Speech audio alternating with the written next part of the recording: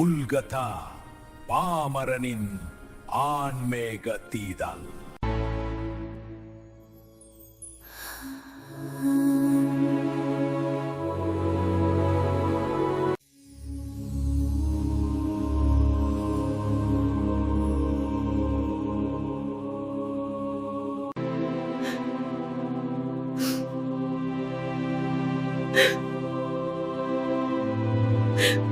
மரியா அஞ்சாதே, என் மறைந்த வாழ்வை எழுதுவா.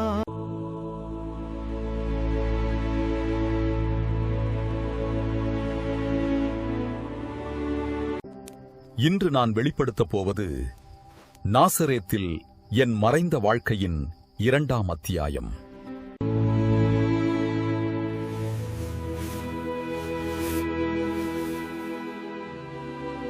வணக்கம். நாம இன்னைக்கு பார்க்க போறது இயேசுவோட ஊழியத்துல ஒரு ரொம்ப முக்கியமான ஒரு திருப்புமுனையா அமைஞ்ச ஒரு பயணத்தை பத்தி தான். இந்த பயணத்துல அவர் அதுவரைக்கும் இருந்த விதிகள் கட்டுப்பாடுகள் எல்லாத்தையும் தாண்டி விசுவாசத்துக்கும் இரக்கத்துக்கும் ஒரு புதிய எல்லாரையும் உள்ளடக்கின ஒரு அர்த்தத்தை கொடுக்கிறார். நம்மளோட இந்த பயணம் எப்படி நகர போகுதுன்னா, முதல்ல சீடர்களோட மனசுக்குள்ளேயே நடக்கிற ஒரு சோதனையிலிருந்து தொடங்குவோம். அடுத்து சமாரியாவுல நடந்த ஒரு புரட்சிகரமான சந்திப்பை பார்ப்போம். அதுக்கப்புறம் ஊழியம் எப்படி விரிவடைஞ்சது, ஒதுக்கப்பட்ட மக்களுக்கு செய்தி எப்படி போய் சேர்ந்தது, கடைசியா இந்த முழு பயணத்திலையும் உருவான அந்த அன்பின் புதிய சட்டம் என்னங்கறத பத்தியும் விரிவா பார்க்கலாம். சரி, வாங்க பயணத்தை தொடங்கலாம். ஒரு பயணம்னா என்ன? வெளியிருந்து பிரச்சனைகள் வரும், சவால்கள் வரும்னு நாம நினைப்போம். ஆனா இங்க பாருங்க, இந்த பயணமே ஒரு வித்தியாசமான முறையில தொடங்குது. சவால் வெளியிருந்து வரல, இயேசுவோட கூடவே இருந்த சீடர்களுக்கு உள்ள இருந்தே வருது. அவங்க மனசுல ஆழமா பதிஞ்சிருந்த சில தப்பெண்ணங்களை அவங்களே எதிர்கொள்ள வேண்டிய ஒரு கட்டாயம் ஏற்படுது. இயேசுவும் சீடர்களும் போயிட்டு இருக்கும்போது யோசேப்புன்னு ஒருத்தர் அவங்கள பின்தொடர ஆரம்பிக்கிறார்.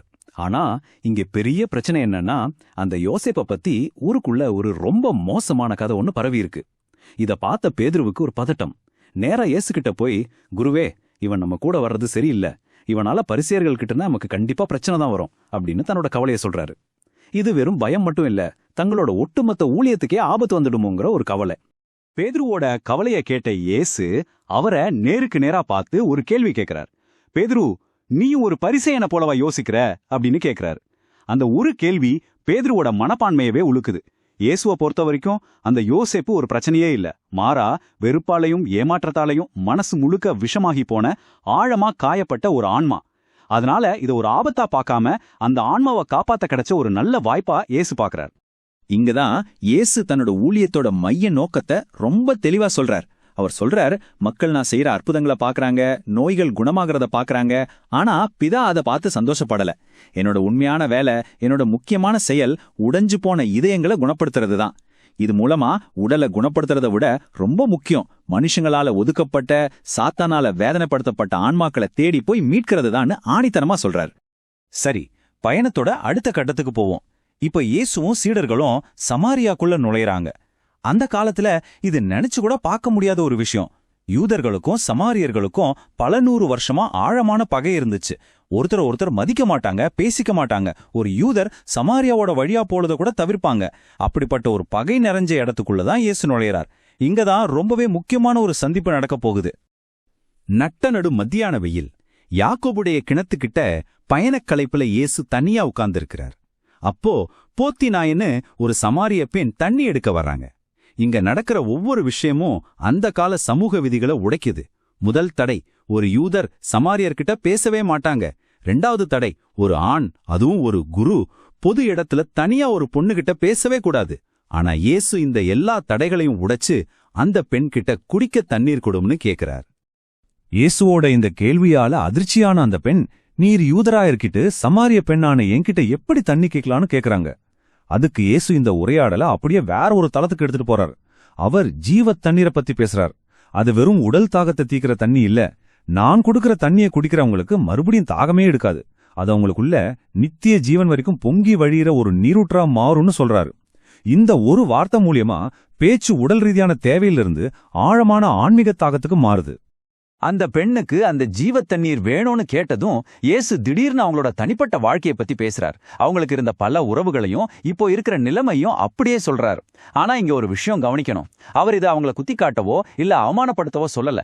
மாறா அவங்களோட உண்மையான காயம் என்ன, உண்மையான தாகம் என்னன்னு அவருக்கு தெரியும்னு புரிய வைக்கிறார். நம்மளை பத்தி முழுசா தெரிஞ்ச ஒருத்தர் நம்ம கிட்ட பேசுறாருன்னு அவங்க உணர்ந்த அந்த நொடியில தான் உண்மையான மனமாட்டத்துக்கான கதவு திறக்குது. இயேசு ஒரு தீர்க்கதரிசின்னு புரிஞ்சுகிட்ட அந்த பெண் மெஸ்ஸியாவை பத்தி பேச ஆரம்பிச்ச உடனே இயேசு ஒரு பெரிய உண்மையை உடைக்கிறார். மெஸ்ஸியா வந்தா எல்லாத்தையும் சொல்லுவார்னு சொல்றியே, உன் கூட பேசிட்டு இருக்கிற நான் தான் அவர் அப்படின்னு சொல்றார். ஒரு நிமிஷம் யோசிச்சு பாருங்க, அது எவ்வளவு திகைப்பான ஒரு தருணம். ஒரு சமாரிய ஒதுக்கப்பட்ட பெண்ணுக்கு இயேசு தன்னை மெஸ்ஸியான்னு வெளிப்படையா சொல்றார். அந்த உண்மையோட தாக்கத்துல அவங்க எதுக்காக வந்தாங்களோ அந்த தண்ணி குடத்தை அங்கேயே போட்டுட்டு ஊருக்குள்ள ஓடி, நாம் செஞ்ச எல்லாத்தையும் சொன்ன ஒருத்தரை பாருங்க, இவர்தான் மெஸ்ஸியாவா இருப்பாருன்னு ஊரையே கூட்டிட்டு வராங்க. சமாரியாவுல கிடைச்ச அந்த வரவேற்புக்கு பிறகு இயேசுவோட பணியோட நோக்கம் ரொம்பவே விரிவடைய தொடங்குது. அதுவரைக்கும் இருந்த முறைகளை தாண்டி புதிய மக்களையும் புதிய வழிமுறைகளையும் உள்ள கொண்டு வராரு. இது ரொம்ப வேகமான பல திருப்பங்கள் நிறைஞ்ச ஒரு காலகட்டம். இந்த காலகட்டம் ரொம்ப பரபரப்பானது. முதல் நாள் இயேசு சமாரியா நகரமான சீக்கார்ல தங்கி யூதர்களால வெறுக்கப்பட்ட அந்த மக்களுக்கு வெளிப்படையா போதிக்கிறார். சமாரியாவை இஸ்ரவேலோட துண்டிக்கப்பட்ட உறுப்புன்னு சொல்லி அதை மறுபடியும் இணைக்கிறது தான் கடவுளோட விருப்பம்னு சொல்றார். அடுத்த நாள் ராத்திரி தனியா ஒரு ரகசிய பயணம் போய் சிறையில் இருக்கிற யோவான் ஸ்நானகனை சந்திச்சு உருக்கமா பிரியாவிடை கொடுக்கிறார். மூணாவது நாள் கலிலேயாவுக்கு திரும்பி வந்து தன்னோட ஊழியத்துல பெண்களையும் சேர்த்துக்கிற ஒரு புரட்சிகரமான முடிவு எடுக்கிறார். யோவான் ஸ்நானகனோட அந்த ரகசிய சந்திப்பு ரொம்பவே உருக்கமானது. யோசிச்சு பாருங்க, சிறையில மரணத்துக்காக காத்திருக்கிற யோவானுக்கு இயேசு கொடுக்கிற இந்த வாக்குறுதி எவ்வளவு பெரிய ஆறுதலா இருந்திருக்கும். உன்னோட சீடர்கள் சிதறி போக நான் விடமாட்டேன், உன்னோட ஊழியத்தோட பலனை, உன்னோட பரம்பரை சொத்தை நான் சேகரிப்பேன், ஒரு புதையலை போல அதை பாதுகாப்பேன் அப்படின்னு சொல்றார். இது மூலமா யோவானோட தியாகம் வீண் போகாதுன்னு இயேசு உறுதிப்படுத்துறார். இப்போ இயேசு செய்ய போறது அந்த கால சமூகத்துல ஒரு பெரிய புரட்சி. அதாவது தன்னோட ஊழியத்துல பெண்களுக்கும் ஒரு முறையான பங்கு கொடுக்கிறார். ஒரு குரு ஆண்களை போலவே பெண்களையும் தன்னோட சீடர்களா, அதுவும் தன்னோட பயணம் செய்யற ஊழியர்களா ஏத்துக்கிறதுங்கிறது கேள்விப்படாத ஒரு விஷயம். இயேசுவோட தாய் மரியாள், குணமடைஞ்ச சூசன்னா, சீடர்களோட தாய் சலோமின்னு பல பெண்கள் இணையறாங்க. இவங்க இயேசுவுக்கு ஆதரவா இருக்கிறதோட வர்ற அவதூறுகளுக்கு எதிராகவும் ஒரு பாதுகாப்பாவும் இருப்பாங்க. இது மூலமா ஊழியம் இன்னும் நிறைய பேரை போய் சேரும். இப்போ அவங்களோட பயணம் யூதேயாவோட எல்லைகளையே தாண்டி போகுது. எங்க நேரடியா ரோமானிய அதிகாரத்தோட மையமான செசரியாவுக்கே போறாங்க. இது ஆளுநரோட அரண்மனை இருக்கிற இடம். இங்கதான் சமூகத்தால ரொம்ப தாழ்ந்தவங்களா, ஒதுக்கப்பட்டவங்களா கருதப்படுற மக்களுக்கு இயேசு ஒரு நம்பிக்கையான செய்தியை கொடுக்கிறார். செசரியா துறைமுகத்துல பெரிய ரோமானிய போர்க்கப்பல்கள் நிக்குது. அதுக்குள்ள யாருடைய கண்ணுக்கும் தெரியாத சங்கிலியால கட்டப்பட்ட நம்பிக்கையே இல்லாத கப்பல் அடிமைகள் இருக்காங்க. போர்க்கைதிகளும் குற்றவாளிகளுமான அவங்கள பார்த்து இயேசு பேச ஆரம்பிக்கிறார். அவங்கள அடிமைகள்னு சொல்லல, குற்றவாளிகள்னு சொல்லல, சகோதரர்களே, தேவனுடைய பிள்ளைகளேன்னு கூப்பிடுறார். தேவன் மகிழ்ச்சி இல்லாதவங்களோட நண்பரனும், உங்களோட துன்பம்தான் தேவனுடைய சமாதானத்துக்கான வழியை திறக்கணும் அவங்களுக்கு உறுதியளிக்கிறார். அந்த அடிமைகளுக்கு அவர் பூமிக்குரிய விடுதலைய பத்தி பேசல, அதுக்கும் மேலான ஒன்ன கொடுக்கிறார். உங்க சங்கிலியை என்னால உடைக்க முடியாது, ஆனா நான் உங்களுக்காக பூமியில ஒரு புதிய அன்பின் சட்டத்தை உருவாக்குவேன், பரலோகத்துல ஒரு இனிமையான வீட்டை தருவேன்னு வாக்கு கொடுக்கிறார். நம்பிக்கையே இல்லாத அந்த மனுஷங்க கிட்ட என் பேரை ஞாபகம் வச்சுக்கோங்க, அது ஒரு நண்பனோட பேருன்னு சொல்லி ஒரு பெரிய ஆறுதலை கொடுக்கிறார். இங்க அடுத்தடுத்து நடக்கிற சம்பவங்கள் அந்த ஊழியத்துல இருந்த ஒரு பெரிய முரண்பாட்டை அப்படியே கண்முன்னாடி கொண்டு வருது. ஒரு பக்கம் ஒரு ரோமானிய பெண் தன்னோட சாக போற குழந்தைய தூக்கிட்டு வந்து இயேசு கால்ல விழுறாங்க. அவங்களோட நம்பிக்கையை பார்த்த இயேசு அந்த குழந்தைய தொட்டு அது தொண்டையில இருந்த சவுகளை எடுத்து அதோட உயிரை காப்பாத்துறார். இன்னொரு பக்கம் இத பார்த்துட்டு இருந்த மதவாதிகள், நீர் ஒரு புறஜாதியினரை தொட்டு தீட்டுப்பட்டுட்டீர்னு குற்றம் சாட்டுறாங்க. அப்போதான் இயேசு அவங்களோட பாசாங்கத்தனத்தை ஆகாய் தீர்க்கதரிசியோட வார்த்தைகளை வச்சு கடுமையா கண்டிக்கிறார். இரக்கத்தை விட சடங்குகளுக்கு முக்கியத்துவம் கொடுக்கிற அவங்களோட கடினமான மனசை அம்பலப்படுத்துறார். சரி, இப்போ இந்த பயணத்தோட கடைசி கட்டத்துக்கு வந்திருக்கோம். இதுவரைக்கும் நாம பார்த்த சம்பவங்கள் எல்லாமே தனித்தனி நிகழ்வுகள் இல்ல. இது எல்லாமே சேர்ந்து ஒரு புதிய சமூகத்தை, ஒரு புதிய கொள்கையை உருவாக்கியிருக்கு. பழைய மதம், இனம், சமூகம்னு எல்லா எல்லைகளையும் கடந்த ஒரு கொள்கை அது. இந்த சார்ட்டை பாருங்க, ரொம்ப தெளிவா புரியும். இந்த ஒரே ஒரு பயணத்துல ஊழியத்தோட கவனம் யூத எல்லைகளை தாண்டி எங்கெல்லாமோ போயிருக்கு. இஸ்ரவேலோட துண்டிக்கப்பட்ட உறுப்புன்னு சொல்லப்பட்ட சமாரியர்கள் அரவணைக்கப்பட்டாங்க. சமூகத்துல 2ஆம் இடத்துல இருந்த பெண்கள் ஊழியத்தோட முக்கிய பங்குக்கு அழைக்கப்பட்டாங்க. தீட்டுன்னு ஒதுக்கப்பட்ட புறஜாதியினர் நம்பிக்கையான செய்தியை நேரடியா கேட்டாங்க. ஆக இந்த பயணம் ஒரு தெளிவான வித்தியாசத்தை உருவாக்குது. ஒரு மனுஷனோட புகழ வச்சும் அவன் சடங்குகளை சரியா செய்றானான்னு பார்த்தும் தீர்ப்பு சொல்ற பழைய வழிய மாத்தி ஒருத்தரோட உடைஞ்ச இதயத்தையும் அவரோட துன்பத்தையும் மட்டும் பார்க்கற ஒரு புதிய வழியை இது நிறுவுது. பிரிவினைய போதிச்ச சட்டங்களுக்கு பதிலா எல்லாரையும் வரவேற்கிற தெய்வீக அன்பை இது மையப்படுத்துது. அப்போ இந்த முழு பயணத்தோட முக்கியமான சாராம்சம் என்ன? 4 முக்கியமான கொள்கைகளை இது நிறுவுது. முதலாவது, சட்டத்தோட தீர்ப்பை விட இரக்கம் எப்பவுமே பெரியது. 2வது, ஒருத்தரோட சமூக அந்தஸ்தை விட அவரோட ஆன்மாவோட தேவைதான் முக்கியம். 3வது, அன்புங்கிறது இனம், மதம், பாலினன்னு எந்த எல்லையும் பார்க்காது. கடைசியா, உண்மையான விசுவாசம் சடங்குகள்ல இல்ல, இரக்கமான செயல்கள்ல தான் வெளிப்படும். ஒரு புதிய சித்தாந்தம் பிறக்கும்போது அதோட முதல் வார்த்தைகள் எப்படி இருக்கும்னு என்னைக்காவது யோசிச்சிருக்கீங்களா? ஒரு புதிய ஆன்மீக இயக்கம் அதோட அடித்தளத்தை எப்படி அமைக்கும்? இந்த விளக்கத்துல ஒரு புதிய நம்பிக்கையோட அந்த ஆரம்ப கட்டங்களுக்குள்ள நாம பயணிக்க போறோம். அப்போஸ்தலர்களுக்கு கொடுக்கப்பட்ட அந்த பெரிய பொறுப்புல இருந்து மலைப்பிரசங்கத்தோட புரட்சிகரமான போதனைகள் வரைக்கும் முக்கியமான அடிப்படை பாடங்களை வரிசையா நம்ம பார்க்க போறோம். இது வெறும் சம்பவங்களோட தொகுப்பு மட்டும் இல்ல, இது ஒரு புதிய உலக பார்வையை உருவாக்குன கதை. வாங்க இந்த ஆழமான பயணத்தை நம்ம ஒன்னா சேர்ந்து ஆராயலாம். நம்ம பயணத்துல 6 முக்கியமான கட்டங்களை நம்ம ஆராய போறோம். முதல்ல, சாதாரண மனுஷங்க எப்படி ஒரு தெய்வீக பணியோட பாரத்தை சுமக்க தேர்ந்தெடுக்கப்பட்டாங்கன்னு பாப்போம். அப்புறம் ஆன்மீக வளர்ச்சிக்கு 2 அழகு பாதைகளை சொல்ற அன்பின் முதல் பிரசங்கத்தை கேட்போம். அதுக்கப்புறம் முற்றிலும் வேற ஒரு கலாச்சாரத்தை சேர்ந்தவங்களுக்கு கடவுள்ங்கிற ஒரு விஷயத்தை எப்படி விளக்குறதுங்கிற சவாலை சந்திப்போம். அதுக்கு பிறகு மனந்திரும்புதலோட சக்தியையும் நிபந்தனையற்ற கருணையோட ஆழத்தையும் ஒரு தனிப்பட்ட கதை மூலமா உணருவோம்.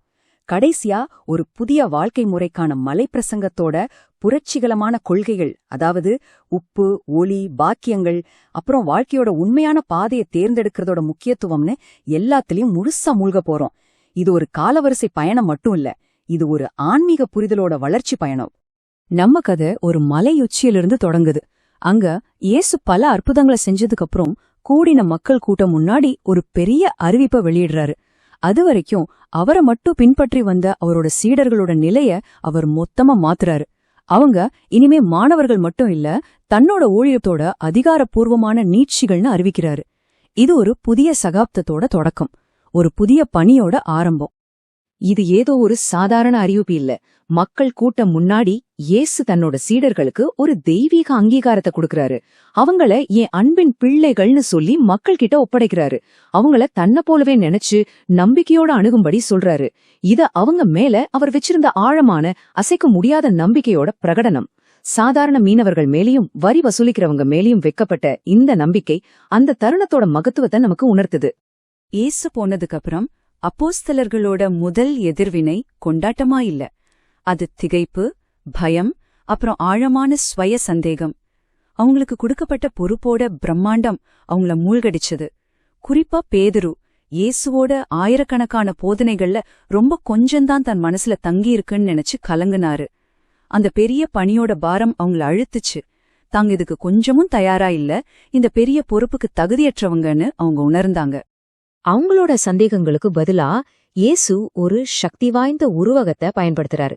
ஜீரணமான உணவு எப்படி உடம்போட ஒவ்வொரு செல்லுலயும் கலந்து தேவைப்படும்போது சக்தியா மாறுதோ, அதே மாதிரி தன்னோட வார்த்தைகள் அவங்களோட ஆன்மாக்குள்ள, அவங்களோட சத்தைக்குள்ள ஏற்கனவே உள்வாங்கப்பட்டுடுச்சுன்னு விளக்குறாரு. அது இப்போ நினைவில் இல்லாட்டாலும் சரியான நேரத்துல சரியான தேவை வரும்போது ஒரு பலவண்ண நூல் மாதிரி இயல்பா வெளியில வரும்னு உறுதியளிக்கிறாரு. இது ஒரு ஆழமான ஆறுதல். அறிவுங்கிறது மனப்பாடம் செய்யறதுல இல்ல, உள்வாங்கறதுல தான் இருக்குங்கிற ஒரு பாடம். அந்த உறுதிமொழி கொடுத்த உடனேயே அது சோதிக்கப்படுது பாருங்க. இயேசு போனதும் மக்கள் கூட்டம் அப்போஸ்தலர்களை நோக்கி வருது. வழிகாட்டுதலுக்காகவும் போதனைகளுக்காகவும் அவங்க ஏங்குறாங்க. தங்களோட சொந்த பலத்தையோ நினைவாற்றலையோ நம்ப முடியாத அப்போஸ்தலர்கள் உடனே ஜெபத்துல தஞ்சம் புகுறாங்க. ஞானத்தோட பிறப்பிடமான கடவுள்கிட்ட தங்களுக்கு வழிகாட்டச் சொல்லி ஞானத்துக்காக சாலமோன் செஞ்ச அதே ஜெபத்தை அவசரமா செய்றாங்க. இது அவங்களோட உடனடி தேவையையும் தெய்வீக வழிகாட்டுதல் மேல அவங்க வச்சிருந்த முழுமையான சார்பையும் காட்டுது. இப்போதான் அப்போஸ்தலர்கள் கொடுக்க போற முதல் பிரசங்கத்துக்கான களம் அமையுது. மக்கள் கூட்டம் ஒரு முக்கியமான கேள்வியை கேக்குது. அதுக்கு பதிலா 2 முக்கிய அப்போஸ்தலர்கள், சீமோன் செலோட்டே மற்றும் யோவான், ஆன்மீக பரிபூரணத்தை அடைறதுக்கு 2 முற்றிலும் மாறுபட்ட ஆனா ஒன்ன பூர்த்தி செய்யற பாதைகளை சொல்றாங்க. கூட்டத்துல இருந்தவங்க கேட்ட இந்த கேள்வியே எவ்வளவு ஆழமானதுன்னு பாருங்க. அவங்க தங்களோட நிலைய ஒரு உருவகம் மூலமா விளக்குறாங்க. பழைய சட்டங்கள், பாரம்பரியங்கள்னு ஒரு நீர்க்குழாய் பாலம் இருக்கு. ஆனா இயேசு அதோட உயரமான, புதிய, சிறப்பான ஒரு பாதையை காட்டுறாரு. அந்த பழைய கட்டுமானத்தோட பாரத்தால தங்களால அந்த புது பாதைக்கு ஏற முடியலன்னு அவங்க சொல்றாங்க. இது அவங்களோட ஆன்மீக இயக்கத்தையும் மாற்றத்துக்கான தடையையும் ரொம்ப அழகா வெளிப்படுத்துது. இதுக்கு முதல்ல பதில் சொல்றது சீமோன் செலோட்டே. அவரோட அணுகுமுறை ரொம்பவே தர்க்க ரீதியானது, முறையானது.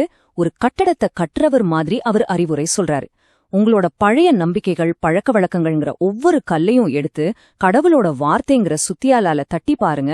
அது உண்மையான சத்தத்தை கொடுத்தா வச்சுக்கோங்க, அது பொள்ளையான சத்தத்தை கொடுத்தா தூக்கி எறிஞ்சிடுங்க. பலவீனமானது இடிச்சு தள்ளிட்டு உண்மையான உறுதியான கற்களை வச்சு கடவுளோட வார்த்தை மேல ஒரு புது அடித்தளத்தை கட்டி அது மேல ஏறுங்கன்னு சொல்றாரு. இந்த 2 அணுகுமுறைகளையும் ஒப்பிட்டு பார்த்தா நமக்கு நல்லா புரியும். சீமோனோட பாதை பகுப்பாய்வு சம்பந்தப்பட்டது. அதுக்கு மனித முயற்சியும் பகுத்தறிவும் சுய பரிசோதனையும் தேவை. இது ஒரு நேரான செங்குத்தான ஏற்றம். ஆனா யோவானோட பாதை முற்றிலும் வேற. அது அன்பை மட்டுமே அடிப்படையா வச்ச ஒரு மாயாஜாலமான மென்மையான ஏற்றத்தை நம்புது. ஒன்னு பகுத்தறிவால வழிநடத்தப்படுது, இன்னொன்னு முழுமையான நம்பிக்கையால வழிநடத்தப்படுது. அடுத்து பேச வர்ற யோவானோட பிரசங்கம் ரொம்ப உணர்ச்சி பூர்வமா இருக்கு.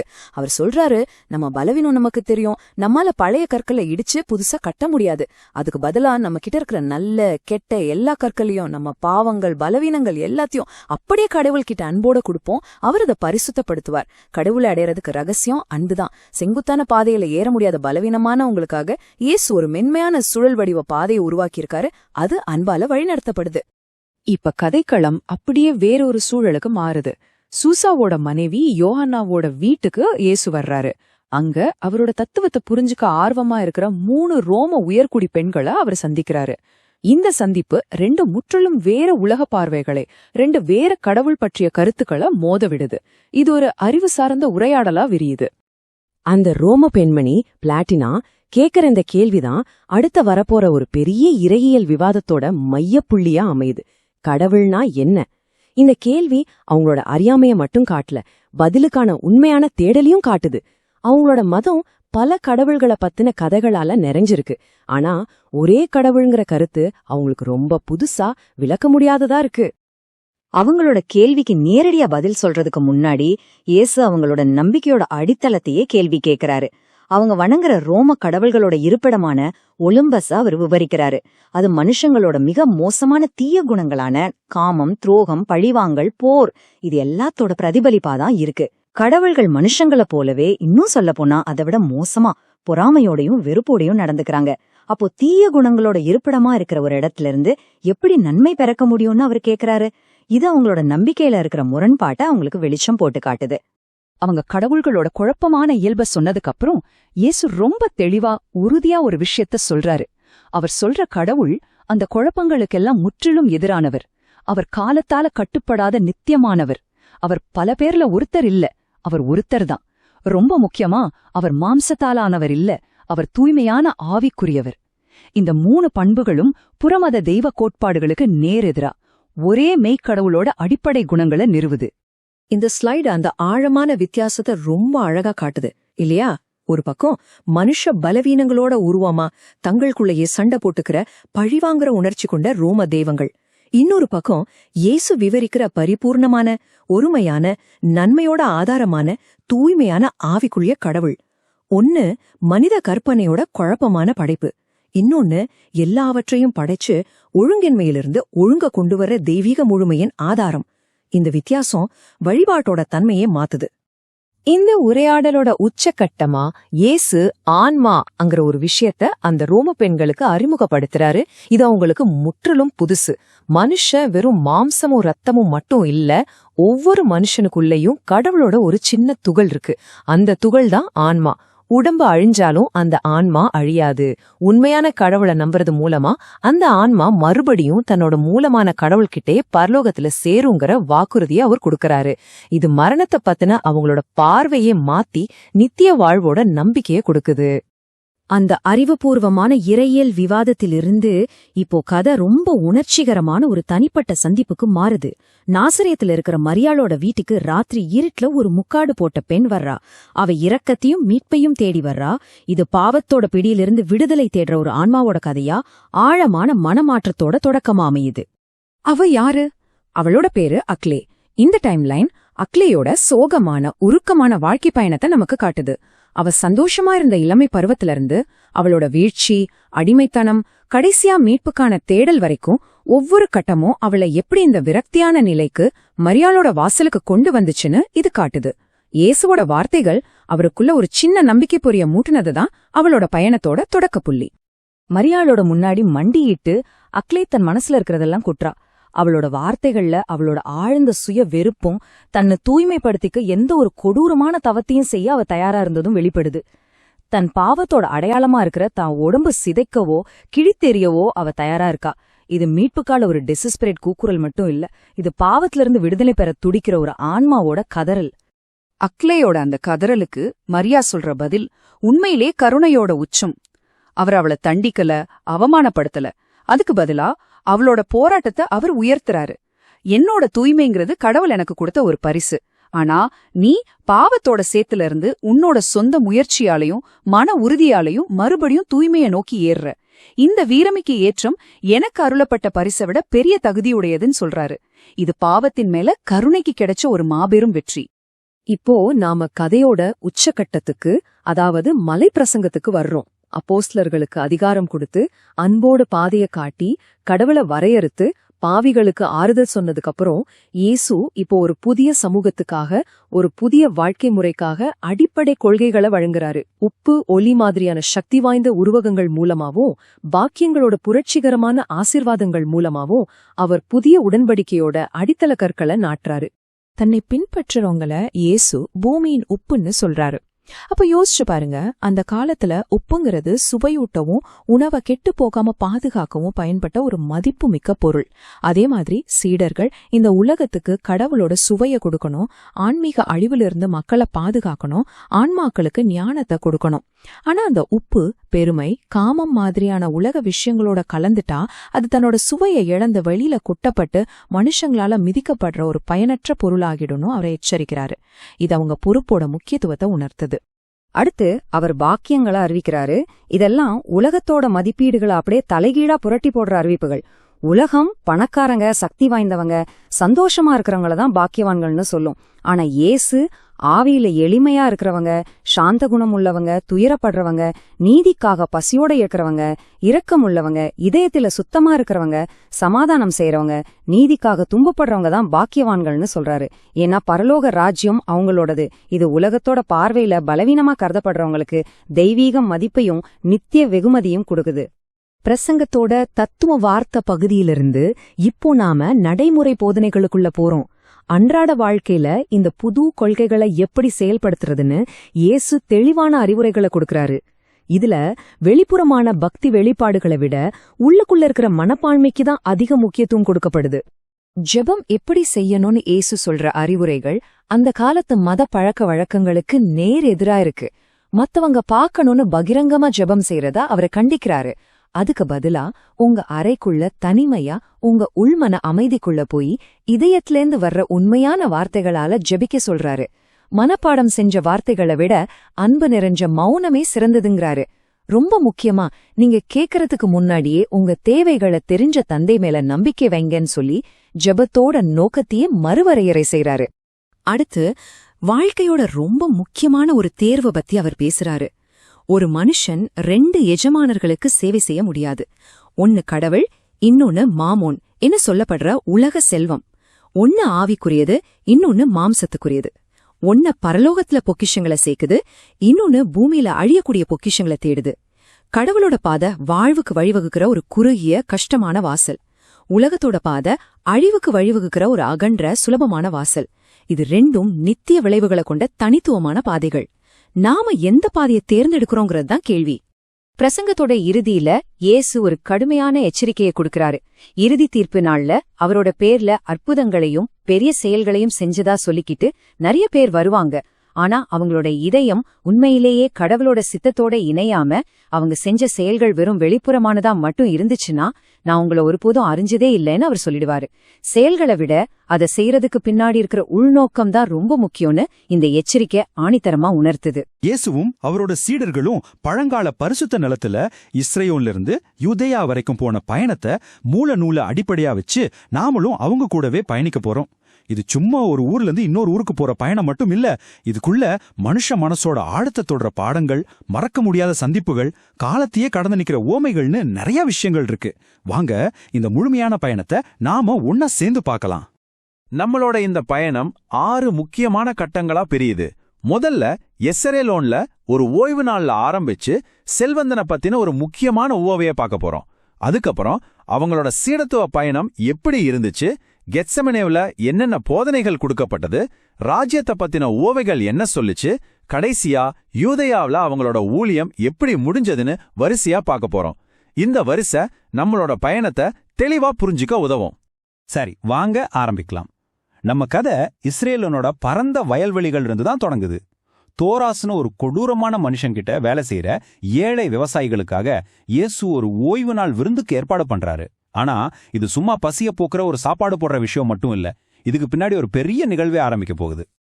இந்த இடத்தோட பின்னணியில ரொம்ப நாளா ஒரு கசப்பான சண்டை ஓடிட்டு இருக்கு. யோகனான், தோராஸ்னு 2 நில உரிமையாளர்கள். இவங்க 2 பேருக்கும் நடுவுல ஒரு பெரிய அகழி இருக்கு. கொஞ்ச காலத்துக்கு முன்னாடி வந்த ஒரு கொள்ளை நோயிலிருந்து யோகனான் மட்டும் தப்பிச்சிட்டான். அதனால இது கடவுளோட ஆசீர்வாதம். ஆனா தோராஸோட குடும்பம் அழிஞ்சது கடவுளோட தண்டனைன்னு யோகனான் நம்புறான். ஆனா தோராஸ் என்ன சொல்றான்னா, அந்த அகழி தான் பூச்சிகளை தடுத்து யோகனானை காப்பாத்துச்சுன்னு கோவமா வாதாடுறான். அது மட்டும் இல்லாம இயேசு ஒரு பேயின்னு வெளிப்படையாவே குற்றம் சாட்டுறான். இப்படிப்பட்ட ஒரு வெறுப்பும் வறுமையும் நிறைஞ்ச சூழ்நிலையில தான் இயேசு அந்த விவசாயிகளுக்கு நடுவுல வராரு. தோராசால பட்டினியா வாடின அவங்களுக்கு ரொட்டி, பாலாடை கட்டி, சமைச்ச காய்கறிகள், ஏன் ஒரு முழு ஆட்டுக்குட்டியையே உணவா கொடுக்கறாரு. அந்த சாதாரண ஓய்வு நாள அவர் ஒரு கல்யாண விருந்தாவே மாத்திட்டுறாரு. இன்னைக்கு மணமகன் உங்க கூட இருக்காரு, அதனால வாங்க ஒரு கல்யாண விருந்தே சாப்பிடலான்னு சொல்லி அவங்க உடம்புக்கு மட்டும் இல்ல, சோர்ந்து போயிருந்த மனசுக்கும் பெரிய ஆறுதலா இருக்காரு. அந்த விருந்து நடந்துட்டு இருக்கும்போதே ஒரு வயசானவரு தன்னோட பேரனான யாபேஸோட உட்கார்ந்திருக்காரு. ஒரு நிலச்சரிவுல அவனோட அப்பா அம்மா 2 பேருமே இறந்துட்டாங்க. அந்த பையன் ஒரு அனாதை. அந்த தாத்தா ரொம்ப கவலையோட பேசுறாரு. கல்நெஞ்சக்காரனான தோராசுக்கு மட்டும் என் பேரை இங்க இருக்கிறது தெரிஞ்சா ஒன்னு அவனை விரட்டிடுவான், இல்லனா கொத்தடிமையா வேலை வாங்கி அவனோட வாழ்க்கையை நரகமாக்கிடுவான்னு பயப்படுறாரு. ஒரு பக்கம் அந்த தாத்தா யாபேஸுக்கு ஒரு பாதுகாப்பான வாழ்க்கை கிடைச்சா போதும்னு ஏங்குறாரு. அதே நேரத்துல அந்த குழந்தையே பார்த்துட்டு இருக்கிற பேதுருவோட மனசுக்குள்ள ஒரு தனிப்பட்ட ஏக்கம் வெளிப்படுது. அவருக்கு குழந்தைங்க இல்லாததால ஒரு மகனை போல ஒரு உறவு வேணும்னு அவர் ஆசைப்படுறாரு. அந்த இடத்துல 2 விதமான ஆனா ரொம்ப ஆழமான தந்தை பாசம் ஒன்னா சந்திக்கிறத நம்ம பார்க்க முடியுது. அப்போ இயேசு யாபேஸ தத்தெடுக்க முடிவு பண்றாரு. பேதுரோட ஏக்கத்தை புரிஞ்சுகிட்டு, சீமோனே, நீ என்னோட ஊழியத்துக்கு ரொம்ப முக்கியமானவன்னு சொல்லி ஆறுதல் படுத்துறாரு. யாபேஸ் உனக்கு மட்டும் மகனா இருக்க மாட்டான், அவன் நம்ம எல்லாருக்கும், இனிமே உதயமாக போற திருச்சபைக்கும் மகனா இருப்பான், அவன் நம்ம குழந்தையா இருப்பான்னு விளக்குறாரு. இதனால அந்த சின்ன பையன் ஒரு புது பெரிய குடும்பத்துல ஒரு அங்கமாகறான். சரி, விவசாயிகளோட உடல் பசியை தீர்த்தாச்சு. இப்போ அவங்களோட ஆன்மீக பசியை போக்குறதுக்காக இயேசு ஒரு உவமையை சொல்ல ஆரம்பிக்கிறாரு. இந்த கதை அவங்க தினமும் சந்திக்கிற அநீதிக்கும் கஷ்டங்களுக்கும் ஒரு ஆழமான தெய்வீக அர்த்தத்தை கொடுக்க போகுது. இந்த ஊமையில 2 முக்கியமான கதாபாத்திரங்கள் இருக்காங்க. ஒருத்தன் டைஸ்னு சொல்லப்படுற ஒரு பெரிய பணக்காரன். ஊதா நிறத்துல பட்டு ஆடை உடுத்தி தினமும் பெரிய விருந்துன்னு ரொம்ப ஆடம்பரமே வாழறான். இன்னொருத்தன் லாசரு, உடம்பெல்லாம் புண்களோட ஒரு ஏழை பிச்சைக்காரன். அவன் அந்த பணக்காரனோட வீட்டு வாசல்ல கிடந்து அவனோட மேஜையில இருந்து கீழே விழுற ரொட்டி துண்டுகளுக்காக ஏங்கிட்டு இருக்கான். பூமியில அவங்க வாழ்க்கை எவ்வளவு வித்தியாசமா இருந்துச்சோ அதே மாதிரி அவங்க செத்ததுக்கு அப்புறம் அவங்க நிலைமை அப்படியே தலைகீழ மாறுது. நரக வேதனையில இருந்த டைவ் ஆபிரகாம பார்த்து தனக்கு கருணை காட்ட சொல்லி கெஞ்சிரான். லாசருவ அனுப்பி அவனோட விரல் நுனியால ஒரு சொட்டு தண்ணீராவது தன் நாக்குல வைக்க சொல்லி கேட்கறான். ஆனா ஆபிரகாம் சொல்றாரு, இல்ல, உங்களுக்கும் எங்களுக்கும் நடுவுல கடக்கவே முடியாத ஒரு பெரிய பள்ளம் இருக்கு, இங்கிருந்து யாரும் அங்க வர முடியாது, அங்கிருந்து யாரும் இங்க வர முடியாதுன்னு சொல்றாரு. இதுக்கு என்ன அர்த்தம்னா, நாம பூமியில எடுக்கிற முடிவுகள் மறுமையில நிரந்தரமான மாத்த முடியாத விளைவுகளை உண்டாக்கும். கடைசியா டைவ்ஸ் ஒரு கோரிக்கை வைக்கிறான். சரி, லாசருவையாவது பூமிக்கு அனுப்பி என் 5 சகோதரர்களை எச்சரிக்கை செய்ய சொல்லுங்கன்னு கேட்கிறான். அதுக்கு ஆபிரகாம் ரொம்ப உறுதியா சொல்றாரு, அவங்க மோசையோட வார்த்தைகளையும் தீர்க்கதரிசிகளோட வார்த்தைகளையும் கேட்காதவங்க, செத்துப்போன ஒருத்தன் திரும்ப உயிரோட எழுந்து வந்து சொன்னாலும் நம்பவே மாட்டாங்கன்னு. இந்த ஓமையோட முடிவு ரொம்ப ஆழமானது. அதாவது கடவுளோட வார்த்தைய இப்பவே கேட்காதவங்க எவ்வளோ பெரிய அற்புதம் நடந்தாலும் மனசு மாற மாட்டாங்க. இந்த உவமையோட முக்கியமான பாடங்களை இயேசு அந்த விவசாயிகளுக்கு விளக்குறாரு. நீதி எப்பவுமே ஜெயிக்கும், அன்பு எல்லையில்லாதது, அவங்களோட எஜமானனான தோராஸ் மாதிரி கொடுமைக்காரங்களை தண்டிக்க கடவுள் புழுக்கள் மாதிரியே சின்ன சின்ன உயிரினங்களை கூட பயன்படுத்துவாருன்னு சொல்றாரு. இது அவங்களோட சொந்த நிலைமைக்கு ஆறுதலா இருந்து அவங்களுக்கு ஒரு நம்பிக்கையை கொடுக்குது. இப்போ அவங்களோட உண்மையான பயணம் ஆரம்பமாகுது. எஸ்ரேலோன்ல இருந்து தெற்கு பக்கமா எருசலேமை நோக்கி போறாங்க. யாபேஸ் இப்போ அவங்களோட ஒரு செல்லமான புது உறுப்பினரா கூட பயணிக்கிறான். இது வெறும் உடம்பால போற பயணம் இல்ல, இதுல இருக்கிற ஒவ்வொருத்தரோட மனசுக்குள்ளேயும் ஒரு ஆன்மீக பயணம் நடக்குது. மெகிதோன்ற இடத்துல ஒரு நீரூற்று பக்கத்துல அவங்க ஓய்வெடுக்கும் போது 2 பணக்கார வீட்டு பசங்க யாபேஸ அவனோட கிழிஞ்ச துணிக்காகவும் ஏழ்மைக்காகவும் கேலி பண்றாங்க. இத பார்த்ததும் பேதுரோட தந்தை பாசம் பொங்கி எழுந்துருச்சு. பயங்கர கோவமா, உங்க மனசெல்லாம் கல்லு, நான் என் பையனை நேசிக்கிறேன், திமிர் பிடிச்ச பசங்களா இங்கிருந்து போங்கன்னு அவங்கள விரட்டிடுறாரு. யாபேஸுக்காக அவரு காட்டுற முதல் தந்தை பாசம் இதுதான். அதுக்கப்புறம் பேதுரு யாபேஸோட கால்ல பட்ட காயத்தை கழுவி ரொம்ப மென்மையா ஆறுதல் சொல்றாரு. இந்த மாதிரி ஒரு அன்பை எதிர்பார்க்காத யாபேஸ் ரொம்ப நெழுந்து போய் பேதுருவை கட்டி பிடிச்சு முத்தம் கொடுக்கறா. அந்த நிகழ்ச்சியான நேரத்துல பேதுரு அவன்கிட்ட என்ன அப்பான்னு கூப்பிடுன்னு கேக்குறாரு. அந்த நிமிஷத்துல அவங்க 2 பேருக்கும் நடுவுல ஒரு ஆழமான உண்மையான அப்பா மகன் உறவு உருவாகுது. அவங்க பயணம் போயிட்டு இருக்கும்போது பப்ளியஸ் குயின்டிலியானஸ்னு ஒரு ரோம தளபதியையும் அவரோட படையும் சந்திக்கிறாங்க. பப்ளியஸ் இயேசுவை ரொம்ப அன்பா வரவேத்துட்டு திருமுழுக்கு யோவான சிறைப்பிடிச்சதால எருசலேம்ல அரசியல் சூழ்நிலை சரியில்லைன்னு மெதுவா எச்சரிக்கிறாரு.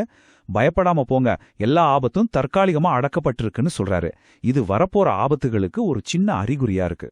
பெத்தேல் பக்கத்துல தூரத்துல இருக்கிற தேவாலயத்தோட தங்கக்கூரை வெயில்ல பிரகாசிக்கிறத பார்த்ததும் யாபேஸுக்கு அவனோட அப்பா அம்மாவோட நினைவு வந்து அழ ஆரம்பிச்சிடுறான்.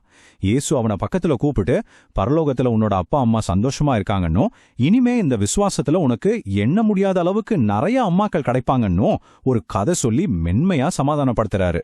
இயேசுவோட பேசிட்டு இருக்கும்போது யாபேஸ் சின்ன வயசுல கத்துக்கிட்ட மத விஷயங்களை எல்லாம் ஒன்னு சேர்க்கிறான். அப்போதான் அவனுக்கு ஒரு மின்னல் மாதிரி ஒரு விஷயம் புரியுது. இயேசுதான் அந்த வாக்களிக்கப்பட்ட ரட்சகர், அவர்தான் லிம்போவோட கதவுகளை திறந்து அங்க இருக்கிற நல்ல ஆன்மாக்களை விடுவிப்பவர்னு திடீர்னு உணர்றான். இந்த ஆழமான புரிதல் அவனுக்கு இயேசு மேல இருந்த சாதாரண பழக்கத்தை ஒரு பயபக்தி உள்ள பிரமிப்பா மாத்துது. உடனே, என் ஆண்டவரே, இப்போதான் எனக்கு புரியுது, நீங்க தான் அதுன்னு சொல்லிட்டு அவர் கால்ல விழுந்து வணங்குறான். ரொம்ப கஷ்டமான நீண்ட பயணத்துக்கு அப்புறம் அவங்க கடைசியா எருசலேம்ல இருக்கிற கெத்சமனேங்கிற அமைதியான ஒலிவத்தோப்புக்கு வராங்க. இங்க இந்த அமைதியான சூழல்ல ஓய்வெடுக்கும் போது இயேசு அன்புனா என்ன, விசுவாசத்தோட ஒழுக்கம் எப்படி இருக்கணும்னு ரொம்ப முக்கியமான சில போதனைகளை சொல்றாரு. இயேசுவோட அம்மா மரியாள் யாபேஸை எப்படி ஏத்துக்குவாங்கன்னு அப்போஸ்தலர்கள் அவங்களுக்குள்ள பேசிட்டு இருக்காங்க. அந்த சாதாரணமான பேச்சு அன்போட படிநிலைகளை பத்தின ஒரு ஆழமான போதனைக்கு வழிவகுக்குது. இப்போ இயேசு அன்புல எத்தனை வகைகள் இருக்கு, அதோட சக்திகள் என்னன்னு விளக்க போறாரு. இங்க நாம பாக்குற மாதிரி இயேசு 3 முக்கியமான அன்புகளை பத்தி சொல்றாரு. முதல்ல, கடவுள் மேல நாம காட்டுற அன்பு. இதுதான் முதல் மற்றும் மிக உயர்ந்த சக்தி. இது முழுக்க முழுக்க ஆன்மீகமானது. 2வது, பெத்தவங்க பிள்ளைங்க மேல காட்டுற அன்பு. இதுல 2 பங்கு ஆன்மீகமும் 1 பங்கு உடல் ரீதியான பாசமும் இருக்கு. 3வது, கணவன் மனைவிக்குள்ள இருக்கிற அன்பு. இதுல சரிபாதி ஆன்மீகமும் சரிபாதி சரீரமும் கலந்த ஒரு புனிதமான உறவு. இந்த 3 முக்கியமான அன்புகளுக்கு அடுத்தபடியா 2ஆம் நிலை அன்புகள் வருது. அதுல முதல்ல, அதாவது சக்தியில 4வது இடத்துல இருக்கிறது அடுத்தவங்க மேல நாம காட்டுற அன்பு. அதுக்கப்புறம் அறிவியல் மேலையும் நாம செய்யற நேர்மையான வேலை மேலையும் இருக்கிற அன்பு வருது. இயேசு சொல்றாரு, இந்த வகைகளை தாண்டி இருக்கிறது எதுவுமே அன்பில்ல, அதெல்லாம் வெறும் பசி, கடவுளையும் மனுஷனையும் மதிக்காத சுயநலத்தோட பசி. இப்போ அந்த குழுவுக்குள்ள இருந்த சின்ன சின்ன பிரச்சனைகள் வெளிப்படையா வெடிக்குது. யூதாஸ் ரொம்ப தந்திரமா விவாதம் பண்ற மாதிரி கேள்விகளை கேட்க பேதுரு ரொம்ப உணர்ச்சி வசப்பட்டு தன்னை தற்காத்துக்கிற மாதிரி பதில் சொல்றாரு. அவங்க 2 பேரோட சண்டை அங்க இருக்கிற சின்ன பையன் யாபேஸ ரொம்ப பாதிக்குது. அவன் திடீர்னு யூதாஸ பார்த்து, நீ கெட்டவன், ஏன் என் அப்பாவை காயப்படுத்துற அன்னு கோவமா கேட்கறான். இந்த சின்ன குழந்தையோட கோபம் அந்த குழுவுக்குள்ள எவ்வளவு பெரிய பிளவு இருக்குன்றத அப்பட்டமா காட்டுது. இப்போ இயேசு பரலோக ராஜ்யம்னா என்ன, அதுக்குள்ள போக என்ன தகுதிகள் வேணும்னு விளக்கறதுக்காக அடுத்தடுத்து சில ஊமைகளை சொல்றாரு. இந்த ஓமைகள் முக்கியமா நம்ம எப்பவும் தயாரா இருக்கிறது, கடவுளோட அழைப்ப தகுதியோட ஏத்துக்கிறது, அப்புறம் மன்னிப்போட முக்கியத்துவம் பத்தி சொல்லுது. முதல் ஓமை 10 கன்னி பெண்களை பத்தினது. அதுல 5 பேரு புத்தியுள்ளவங்க. அவங்க விளக்கு கூடவே எக்ஸ்ட்ரா எண்ணெயும் கொண்டு வந்தாங்க. மத்த 5 பேரும் புத்தி இல்லாதவங்க, அவங்க எண்ணெய் கொண்டு வரல. மணமகன் வர லேட்டானப்போ எண்ணெய் இல்லாதவங்களோட விளக்கு அணைஞ்சு போச்சு. அவங்க எண்ணெய் வாங்க போன நேரத்துல மணமகன் வந்து தயாரா இருந்தவங்களோட விருந்துக்குள்ள போய் கதவை சாத்திட்டாரு. இதிலிருந்து என்ன தெரியுதுன்னா, மணமகனான கடவுள் வரும்போது நாம எப்பவும் ஆன்மீகமா தயாராக, அதாவது நல்ல செயல்கள்ங்கிற எண்ணெயோட ரெடியா இருக்கணும். அடுத்த உவமையில ஒரு ராஜா தன்னோட மகனுக்கு கல்யாண விருந்து ஏற்பாடு செய்றாரு. முதல்ல கூப்பிட்ட முக்கியமான விருந்தாளிங்க வர மறுத்துட்டாங்க. ராஜாவுக்கு கோவம் வந்து தெருவுல இருக்கிற நல்லவங்க கெட்டவங்கன்னு எல்லாரையும் கூப்பிட சொல்றாரு. விருந்து ஹால் நிறைஞ்சிருச்சு. ஆனா கல்யாண ட்ரெஸ் போடாம வந்த ஒருத்தனை பார்த்து ராஜா அவனை கட்டி வெளியே இருட்டுல தள்ள சொல்றாரு. பாடம் என்னன்னா, கடவுளோட அழைப்பு எல்லாருக்கும் இருக்கு. ஆனா நாம தகுதியோட, அதாவது பரிசுத்தமான ஆடையோட அந்த அழைப்பை ஏத்துக்கணும். கடைசியா ஊதாரி மகனோட உவமை. சின்ன பையன் தன் சொத்தை வாங்கிட்டு வீட்டை விட்டு போய் எல்லாத்தையும் வீணடிச்சிட்டு பன்றிகளோட சாப்பிடுற நிலைமைக்கு வந்துடுறான். அப்போ அவன் மனசு மாறி ஒரு வேலைக்காரனாவது அப்பா வீட்டுக்கு திரும்ப போறான். ஆனா அவன் அப்பா அவன் தூரத்துல வர்றத பார்த்த உடனேயே ஓடி போய் அவனை கட்டிப்பிடிச்சு எல்லையில்லாத அன்போட ஏத்துக்கிட்டு அவனுக்காக ஒரு பெரிய பார்ட்டி வைக்கிறாரு. இது கடவுளோட நிபந்தனையே இல்லாத மன்னிப்பையும் மனசு மாறி வர்ற பாவிகளை அவர் எப்படி வரவேற்கிறாருன்றதையும் ரொம்ப அழகா சொல்லுது. நம்ம பயணத்தோட கடைசி கட்டத்துக்கு வந்துட்டோம். யூதேயாவுல இயேசு இஸ்ரவேலர் இல்லாத சிலருக்கும் ஒரு முக்கியமான போதனையை கொடுக்கறாரு. அது மட்டும் இல்லாம தன்னோட திருச்சபையோட எதிர்காலத்துக்காக ஒரு புது ஆன்மீக அமைப்பு நிறுவுறாரு. இது அவரோட ஊழியத்திலேயே ஒரு முக்கியமான திருப்புமுனை. அங்கிருந்த சில ரோம பெண்களுக்கு விசுவாசத்தை எப்படி வளர்க்கறதுன்னு சொல்றதுக்காக ஒரு கோவிலை கட்டுறதோட ஒப்பிட்டு விளக்குறாரு. முதல்ல நம்ம மனசுல இருக்கிற 4 அகந்தைய முழுசா எடுத்துட்டு நிலத்தை சுத்தப்படுத்தணும். அதுக்கப்புறம் மனம் திரும்புதல், பொறுமை, விடாமுயற்சின்னு 3 உறுதியான படிகள் மேல நம்ம ஆன்மாவை ஏத்தி வைக்கணும்னு சொல்றாரு. விசுவாச வளர்ச்சியை புரிஞ்சுக்க இது ஒரு அழகான உருவகமா இருக்கு. பரமண்டல ஜெபத்தை சொல்லி கொடுக்கறதுக்கு முன்னாடி இயேசு இந்த சக்தி வாய்ந்த வார்த்தைகளை சொல்றாரு. அவர் கடவுளுக்கும் மனுஷனுக்கும் உள்ள உறவே மாத்த போறதா சொல்றாரு. அதாவது பயத்தோட தூரத்துல நிக்கிற அடிமை எஜமான் உறவுல இருந்து அன்போட தைரியமா பக்கத்துல வர்ற அப்பா பிள்ளை உறவுக்கு அவர் நம்மள கூப்பிடுறாரு. அதுக்கப்புறம்தான் அவர் தன்னோட சீடர்களுக்கு அந்த உலக பொதுவான ஜெபத்தை சொல்லி கொடுக்கறாரு. இந்த ஜெபம் பரிசுத்தமா வாழ்றதுக்கான ஒரு முழுமையான வழிகாட்டி. இதுல கடவுளோட நம்ம உறவு, நம்ம தினசரி தேவைகள், மன்னிப்போட அவசியம், ஆன்மீக பாதுகாப்புன்னு வாழ்க்கையோட எல்லா முக்கியமான அம்சங்களும் அடங்கியிருக்கு. அவர் பிறந்த பெத்லஹேம் குகையில இயேசு ஒரு ரொம்ப முக்கியமான ஆழமான விஷயத்த செய்றார். அவர் போனதுக்கு அப்புறம் திருச்சபையோட அடித்தளமா யார் இருக்க போறாங்கன்னு வரையறுக்கிறார்.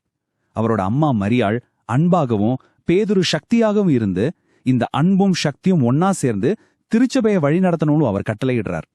யூதாஸோட ரெட்ட வேஷம் இப்போ வெளிப்படையா தெரிய ஆரம்பிக்குது. பிலிப்பு வந்து ஒரு அதிர்ச்சியான செய்தியை சொல்றாரு. யூதாஸ் எருசலேம்ல எதிரிகளோட ஆட்கள் கிட்ட ரகசியமா பேசிட்டு இருந்ததை பார்த்ததாகவும், அப்போ பிலிப்பு கூப்பிட்டப்போ யூதாஸ் அவரை பார்க்காத மாதிரி போயிட்டதாகவும் சொல்றாரு. இத கேட்ட மத்த அப்போஸ்தலர்களுக்கு ரொம்ப கவலையும் சந்தேகமும் அதிகமாகுது. யூதாஸோட விவாதங்களுக்கும் தப்பான கருத்துக்களுக்கும் இயேசு நேரடியாவும் உறுதியாவும் பதில் சொல்றாரு. அவர் தன்னோட மனிதத்தன்மையும் அவர் பட்ட கஷ்டங்களையும் உறுதிப்படுத்துறாரு. பாவம் தவிர மனுஷங்க அனுபவிக்கிற எல்லாத்தையும் நானும் அனுபவிச்சிருக்கேன். பிறப்புல இருந்து இறப்பு வரைக்கும் இரத்தம் சிந்தின என்னோட முழு வாழ்க்கையுமே என்னோட தெய்வீக பணிக்கு சாட்சின்னு அவர் திட்டவட்டமா சொல்றாரு. இந்த முழு பயணத்தையும் நாம பார்த்ததுக்கு அப்புறம் நம்ம மனசுல ஒரு முக்கியமான கேள்வி எழும்புது. இஸ்ரேலோன்ல இருந்து யூதேயா வரைக்குமான இந்த நீண்ட பயணம் வெறும் ரோடுல போற பயணம் இல்ல. இது ஒவ்வொரு சீடரோட மனசுக்குள்ள நடந்த ஆன்மீக பயணத்தையும் காட்டுது. யாபேச தத்தெடுத்தது, பேதுருக்குள்ள தந்தை பாசம் மலர்ந்தது, யூதாஸோட துரோகம் கொஞ்சம் கொஞ்சமா வளர்ந்தது, இயேசுவோட ஆழமான போதனைகள்னு எல்லாமே இந்த பயணத்தோட ஒரு பகுதி தான். அப்போ நாம யோசிக்க வேண்டிய கேள்வி இதுதான். ஒரு விசுவாச பயணத்துல உண்மையான பெரிய சவால் நமக்கு முன்னாடி வர்ற வெளித்தடைகளா, இல்ல நமக்குள்ளேயே நம்ம கூடவே இருக்கிறவங்களுக்குள்ள வர்ற உள் முரண்பாடுகளா? வாங்க, நாம் ஒரு நிரவரமான பயணத்துக்கு போக போறோம். சமவெளியில கொளுத்துற வெயில்ல ஆரம்பிச்சு அஷ்கெலோன் அப்படின்னு ஒரு விரோதமான ஊர் வரைக்கும். இது சும்மா ஒரு இடத்துல இருந்து இன்னொரு இடத்துக்கு போற பயணம் மட்டும் இல்ல. இது நம்ம நம்பிக்கைய, மனுஷ இயல்பா எல்லாம் சோதிச்சு பார்த்த ஒரு பெரிய பயணம். வாங்க, இந்த பயணத்துல நடந்த ஒவ்வொரு விஷயத்தையும் அதுல இருந்து கத்துக்க வேண்டிய பாடங்களையும் ஒன்னொன்னா பார்க்கலாம். ஒரு நிமிஷம் கண்ணை மூடி கற்பனை பண்ணி பாருங்களேன். காத்துல நல்ல விளைஞ்ச சோளத்தோட வாசனை, காலுக்கு கீழே சுடுற காஞ்ச மண், எல்லாத்துக்கும் மேல தலைய பொளக்குற சூரியனோட வெயில். அப்பப்பா, இப்படித்தான் அந்த பயணம் தொடங்குச்சு. ஆனா இது உடம்புக்கு மட்டும் கஷ்டம் கொடுத்த பயணம் இல்ல. இது ஒரு ஆன்மீக சோதனை. விசுவாசத்தோட மையத்தை நோக்கி விரோதமும் பகையும் நிறைஞ்ச நிலங்கள் வழியா போன ஒரு பயணம். சரி, இந்த மொத்த பயணத்தையும் நாம 6 முக்கியமான பிரிவா பார்க்க போறோம். முதல்ல சாலையும் சட்டமும் பத்தி பார்ப்போம். அப்புறம் விரோதமான நிலத்துல நடந்த சந்திப்புகள், அதைத் தொடர்ந்து சக்தி, ஓமைகள், அப்புறம் எப்படி மக்களை சம்மதிக்க வச்சாங்கன்னு பார்க்கலாம். அதைத் தொடர்ந்து அதிகாரமும் குணப்படுத்துதலும் வரும். அப்புறம் ரொம்ப முக்கியமான தொலைஞ்சு போன ஒரு ஆன்மாவோட கதை. கடைசியா ராஜ்யத்தை பத்தின ஓமைகளோட முடிக்க போறோம். வாங்க நம்ம முதல் கட்டத்துக்குள்ள போலாம். சரி, நம்ம பார்க்க போற முதல் பகுதி சாலையும் சட்டமும். இங்கதான் அந்த பயணம் உடம்புக்கு எவ்ளோ பெரிய சவாலா இருந்துச்சுன்னு தெரிய வருது. ஆனா பாருங்க, இந்த கஷ்டங்கள் தான் அவங்களோட பொறுமைக்கோ நம்பிக்கைக்கோ முதல் பாடமா மாறுது. அது எப்படின்னு பார்க்கலாம். அந்த பயணம் எவ்வளவு கொடுமையா இருந்துச்சுன்னு அவங்க பேசுறத கேட்டாலே புரியும். பேதுரு சொல்றாரு, நெருப்புல நிக்கிற மாதிரி இருக்குப்பான்னு. பர்த்தலமையும், இங்க ஒரு சின்ன ஓடை இருந்தா எவ்ளோ நல்லா இருக்கும்னுங்கிறாரு. தோமாவோ, பசிக்குது ஆனா சாப்பிட ஒண்ணுமே இல்லையேன்னு வருத்தப்படுறாரு. இது சும்மா புலம்பல் இல்ல, அவங்களும் நம்மள மாதிரி சாதாரண மனுஷங்கதான்னு காட்டுது. இந்த நிலைமைதான் அவங்க விசுவாசத்துக்கு முதல் டெஸ்டா இருந்துச்சு. இப்படி எல்லாரும் கஷ்டப்பட்டு பேசும்போது இயேசு அவங்கள திட்டல. அதுதான் இங்க முக்கியமான விஷயம்.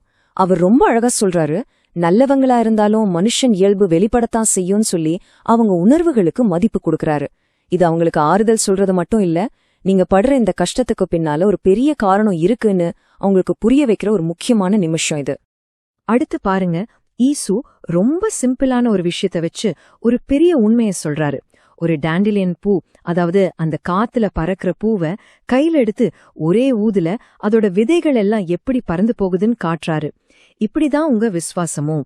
சோதனைன்னு ஒரு காத்தடிச்சா உங்க அர்ப்பணிப்பெல்லாம் இப்படிதான் காத்துல பறந்துடும்னு ஒரு எச்சரிக்கை கொடுக்கறாரு. அவங்க எவ்ளோ பலவீனமானவங்கன்னு அவங்களுக்கே புரிய வைக்கிற பாடம் இது. இந்த நேரத்துலதான் சீமோன் நேரா ஒரு கேள்வி கேக்குறாரு, குருவே, யூதாஸ பத்தி நீங்க என்ன நினைக்கிறீங்கன்னு. இதுக்கு ஈசுவோட பதில் கொஞ்சம் புதிரா இருக்கு. நேரடியா சொல்லாம தட்டாம்பூச்சி, தவளைன்னு இயற்கைய வச்சு ஒரு உதாரணம் சொல்றாரு. அதாவது இயற்கையில எப்படி ஒண்ணு இன்னொன்னு வேட்டையாடுதோ அதுக்கு ஒரு விளைவு இருக்கோ அதே மாதிரிதான் இங்கேயும் நடக்கும்னு மறைமுகமா சொல்றாரு. ரொம்ப ஆழமான பதில். இப்ப பயணத்துல ஒரு பெரிய சண்டையே வருது. சீடர்கள் பசிக்காக சோளக்கதிரை பறிச்சு சாப்பிட பரிசேயர்கள் வந்து, என்ன இது, ஓய்வு நாள்ல இப்படி செய்யலாமான்னு குற்றம் சாட்டுறாங்க. இது சும்மா சாப்பாட்டு பிரச்சனை இல்ல, சட்டமா இரக்கமாங்கிற ஒரு பெரிய கொள்கை மோதல். பரிசேயர் பக்கம் சட்டம்தான் முக்கியம், அது மீறவே கூடாதுங்கிற பார்வை. இயேசுவோ மனுஷனோட தேவைதான் சட்டத்தை விட பெருசுன்னு சொல்றாரு. இந்த 2 பார்வைகளும் நேருக்கு நேரா மோதுது. அந்த விவாதத்தோட உச்ச கட்டம்தான் இது. இயேசு ரொம்ப அதிகாரமா சொல்றாரு, ஓய்வு நாள் மனுஷனுக்காகத்தான் உருவாக்கப்பட்டுச்சு, மனுஷன் ஓய்வு நாளுக்காக உருவாக்கப்படல. மனுஷகுமாரன் ஓய்வு நாளுக்கு எஜமானர் தானு. இந்த ஒரு வார்த்தை போதும். மனுஷனோட தேவையும் கருணையும் தான் மத சட்டங்களை விட முக்கியம்னு அவர் அடிச்சு சொல்றாரு. அந்த விவாதத்தோட போக்கையே இது மாத்திருச்சு. சரி, இப்ப நம்ம பயணம் ஒரு புது கட்டத்துக்குள்ள போகுது. அஷ்கெலான்கிற ஊரோட எல்லைக்கு வரும். இது பிலிஸ்தியர்களோட இடம். அதாவது யூதர்களுக்கு இது ஒரு எதிரி நாடு மாதிரி. இங்க அவங்க எதிரிகளா பாக்குற மக்களுக்கு மத்தியில எப்படி நல்ல செய்திய சொன்னாங்க, அதுக்கு என்னெல்லாம் சவால்கள் வந்துச்சுன்னு இப்ப பாக்கலாம். அஷ்கெலோன் சந்தையில அவங்களுக்கு கிடைச்ச அனுபவமே 2 விதமா இருந்துச்சு. தோமா முதல்ல ஒரு தோட்டக்காரர்கிட்ட முட்டை வாங்க போறாரு. ஆனா அந்த ஆள், நீங்க யூதர்கள், உங்களுக்கு விற்க முடியாதுன்னு முரட்டுத்தனமா சொல்றான். தோமாவும் அவன் கூட சண்டை போட்டு அவனை திருடன்னு சொல்லி ஒரு வழியா முட்டைய வாங்கிட்டு வர்றாரு. ஆனா பேதுருவோட வழி வேற மாதிரி இருந்துச்சு. அவர் அனன்யான்னு ஒரு வயசான தோட்டக்காரர்கிட்ட ரொம்ப புத்திசாலித்தனமா அதே சமயம் உண்மையா பேசுறாரு. அந்த பேச்சுல மயங்குன அனன்யா ஏசு யாருன்னு தெரிஞ்சதும் அவங்களுக்கு வெறும் ரொட்டி மட்டும் இல்ல, மொத்த கூட்டத்துக்கும் தங்க இடமும் கொடுத்து உபசரிக்கிறாரு. பாத்தீங்களா, அணுகுமுறை மாறினா ரிசல்ட்டும் எப்படி மாறுதுன்னு. அந்த அனனியா கூட இயேசு பேசினது இந்த பயணத்துல நடந்த மிக முக்கியமான உரையாடல்கள்ல ஒண்ணு. அங்கதான் இயேசு தன்னோட ராஜ்யம்னா என்னன்னு தெளிவா விளக்குறாரு. அது இந்த உலகத்துல இருக்கிற ஒரு நாடு இல்ல, அது பரலோக ராஜ்யம்னு சொல்றாரு. அது மட்டும் இல்ல, அந்த ராஜ்யம் பிலிஸ்தியர்கள் அடிமைகள்னு பாகுபாடில்லாம எல்லாருக்குமானதுன்னு சொல்றாரு. மனுஷனோட ஆன்மாவுக்கு ஜாதியோ இனமோ கிடையாதுன்னு அவர் சொன்னது அனனியாவோட மொத்த உலக பார்வையுமே அசைச்சு பாத்துருச்சு. இப்ப அஷ்கலோன் ஊருக்குள்ள போறாங்க.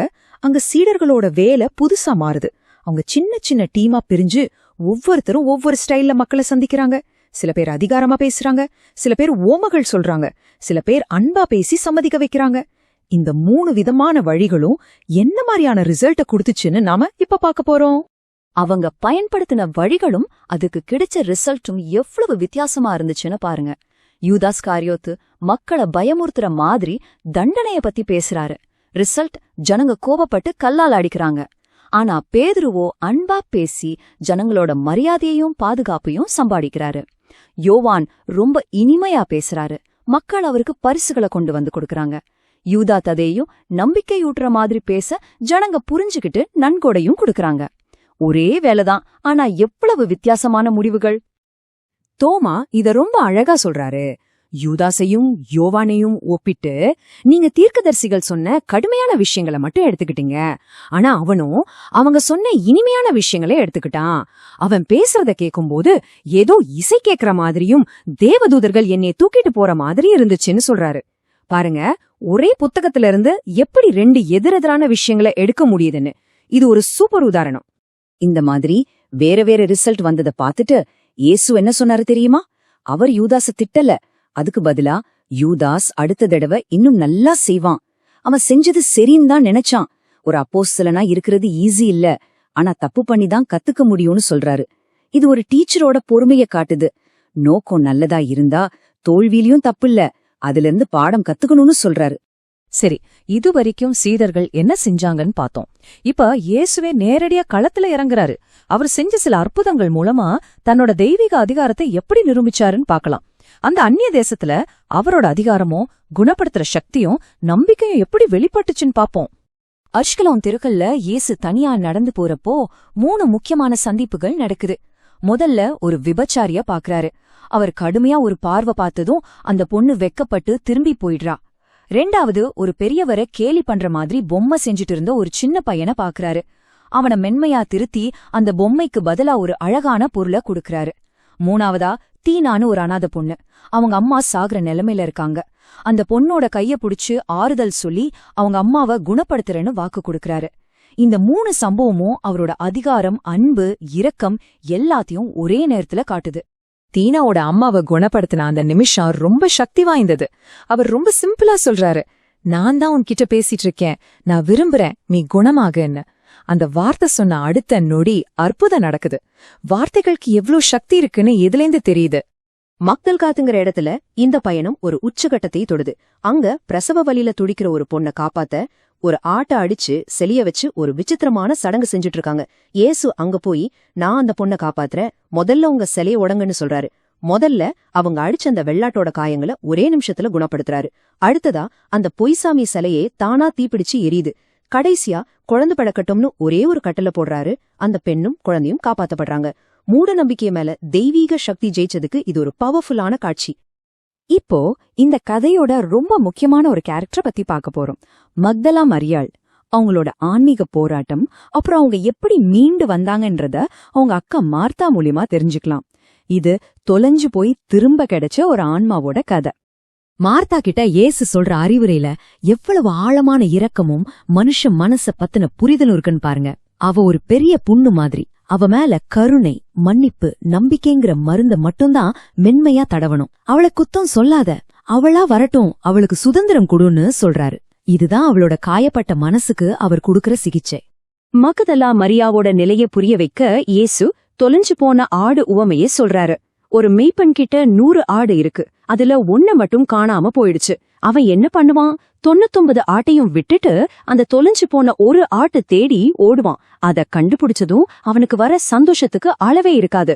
இந்த உவமை மூலமா தொலைஞ்சு போன ஒரே ஒரு ஆத்மாவுக்காக கடவுள் எவ்வளவு தவிக்கிறாருன்னு இயேசு சொல்றாரு. அந்த தொலைஞ்சு போன ஆடுதான் மரியா. மார்த்தாவும் மரியாளும் ரொம்ப நாள் கழிச்சு ஒன்னு சேர்ற அந்த காட்சி ரொம்ப உணர்ச்சிகரமானது. மார்த்தா சொல்றாங்க, நாங்க 2 பேரும் தரையில ஒரு பாயில உட்கார்ந்து ஒருத்தர் கட்டி பிடிச்சு அழுதுட்டு இருந்தோம். இனிமே எங்க நடுவுல பாவங்கிற பிரிவினை இல்லன்னு. நம்பிக்கையோடு இருந்த மரியா திரும்ப திரும்ப அந்த தொலைஞ்சு போன ஆடு கதைய சொல்லிட்டே இருந்தா. அது அவ மன்னிப்பை ஏத்துக்கிட்டதுக்கும் அவளோட வாழ்க்கையில ஒரு புது அத்தியாயம் தொடங்குனதுக்கும் அடையாளம். சரி, இப்ப நாம கடைசி பகுதிக்கு வந்துட்டோம். இங்க ராஜ்யத்தோட மதிப்பு என்ன, அதுக்குள்ள மக்களை எப்படி சேர்க்கணும்னு சொல்றதுக்காக சில உவமைகளை பார்க்க போறோம். இந்த உவமைகள் மூலமா மதிப்பு, தீர்ப்பு பத்தின பாடங்களை கத்துக்கலாம். முதல்ல தொலைஞ்சு போன வெள்ளிக்காசு உவமை. ஒரு பொண்ணுகிட்ட 10 வெள்ளிக்காசு இருக்கு. அதுல ஒண்ணு தொலைஞ்சு போயிருச்சு. உடனே அவ என்ன பண்றா, வீட்டையே தலைகீழா பெருக்கி அதை கண்டுபிடிக்கிற வரைக்கும் ஓயவே இல்ல. இது எதுக்கு உதாரணம்னா, ஒரே ஒரு பாவி மனசு திருந்துனா கூட பரலோகத்துல எவ்வளவு பெரிய சந்தோஷம் உண்டாகும்னு காட்டுறதுக்கு தான். அந்த ஒரு ஆத்துமாவோட மதிப்பு அவ்வளவு பெருசு. அடுத்தது மீனவர்களோட உவமை. இது நற்செய்தி சொல்ற வேலையோட உண்மையான நிலைய காட்டுது. பரலோக ராஜ்யம்ங்கிறது கடல்ல வீசுற ஒரு பெரிய வலை மாதிரி. அது நல்ல மீன் கெட்ட மீனுன்னு எல்லாத்தையும் பிடிக்கும். ஆனா கடைசியில உலகத்தோட இறுதியில ஒரு பிரிவினை நடக்கும். நல்ல மீன்களை வச்சுக்கிட்டு கெட்ட மீன்களை தூக்கி போட்டுருவாங்க. இந்த உவமை ஒரு அப்போஸ்தலனோட வேலைக்கு எவ்வளவு பொறுமை, பகுத்தறிவு, அப்புறம் இறுதி தீர்ப்பை பத்தின புரிதல் வேணும்னு புரிய வைக்குது. இப்ப இயேசு சொல்ற இந்த விஷயம் ரொம்ப முக்கியமானது, நல்ல கவனிங்க. சோதனைக்கு உள்ளான ஆன்மாக்கள் தான் நம்பகமான ஆன்மாக்கள். சின்ன வயசுலேருந்தே எந்த கஷ்டமும் படாம வளர்ற குழந்தைங்க மாதிரி இருக்கிற ஆன்மாக்களை விட இவங்க மேல நம்பிக்கை வைக்கலாம். ஏன்னா அந்த மாதிரி கஷ்டம் தெரியாதவங்க பிற்காலத்துல நமக்கு பெரிய அதிர்ச்சியை கொடுக்கலான்னு சொல்றாரு. அதாவது கஷ்டப்பட்டு திருந்தி வர்றவங்க தான் ரொம்ப ஸ்ட்ராங்கா இருப்பாங்கன்னு அர்த்தம். கடைசியா இந்த பயணத்தோட முடிவுல இயேசு தன்னோட சீடர்களுக்கு ஒரு முக்கியமான அட்வைஸ் கொடுக்கறாரு. ஒரு வீட்டு எஜமான் தன்னோட கருவூலத்துல இருந்து புது பொருளையும் பழைய பொருளையும் வெளியெடுக்கிற மாதிரி நீங்களும் இருக்கணும்னு சொல்றாரு. இதோட அர்த்தம் என்னன்னா, நீங்க பழைய ஞானத்தையும், அதாவது சட்டங்கள், தீர்க்க தரிசனங்களையும், அதே சமயம் நான் சொல்ற இந்த புதிய போதனைகளையும், அதாவது இரக்கத்தையும், ரெண்டையும் சேர்த்து பயன்படுத்த கத்துக்கணும். இப்ப இந்த முழு பயணத்தையும் நாம பார்த்துட்டோம். கடுமையான சட்டத்துல ஆரம்பிச்சு எல்லையற்ற இரக்கம் வரைக்கும் நடந்த சம்பவங்களை பார்த்தோம்.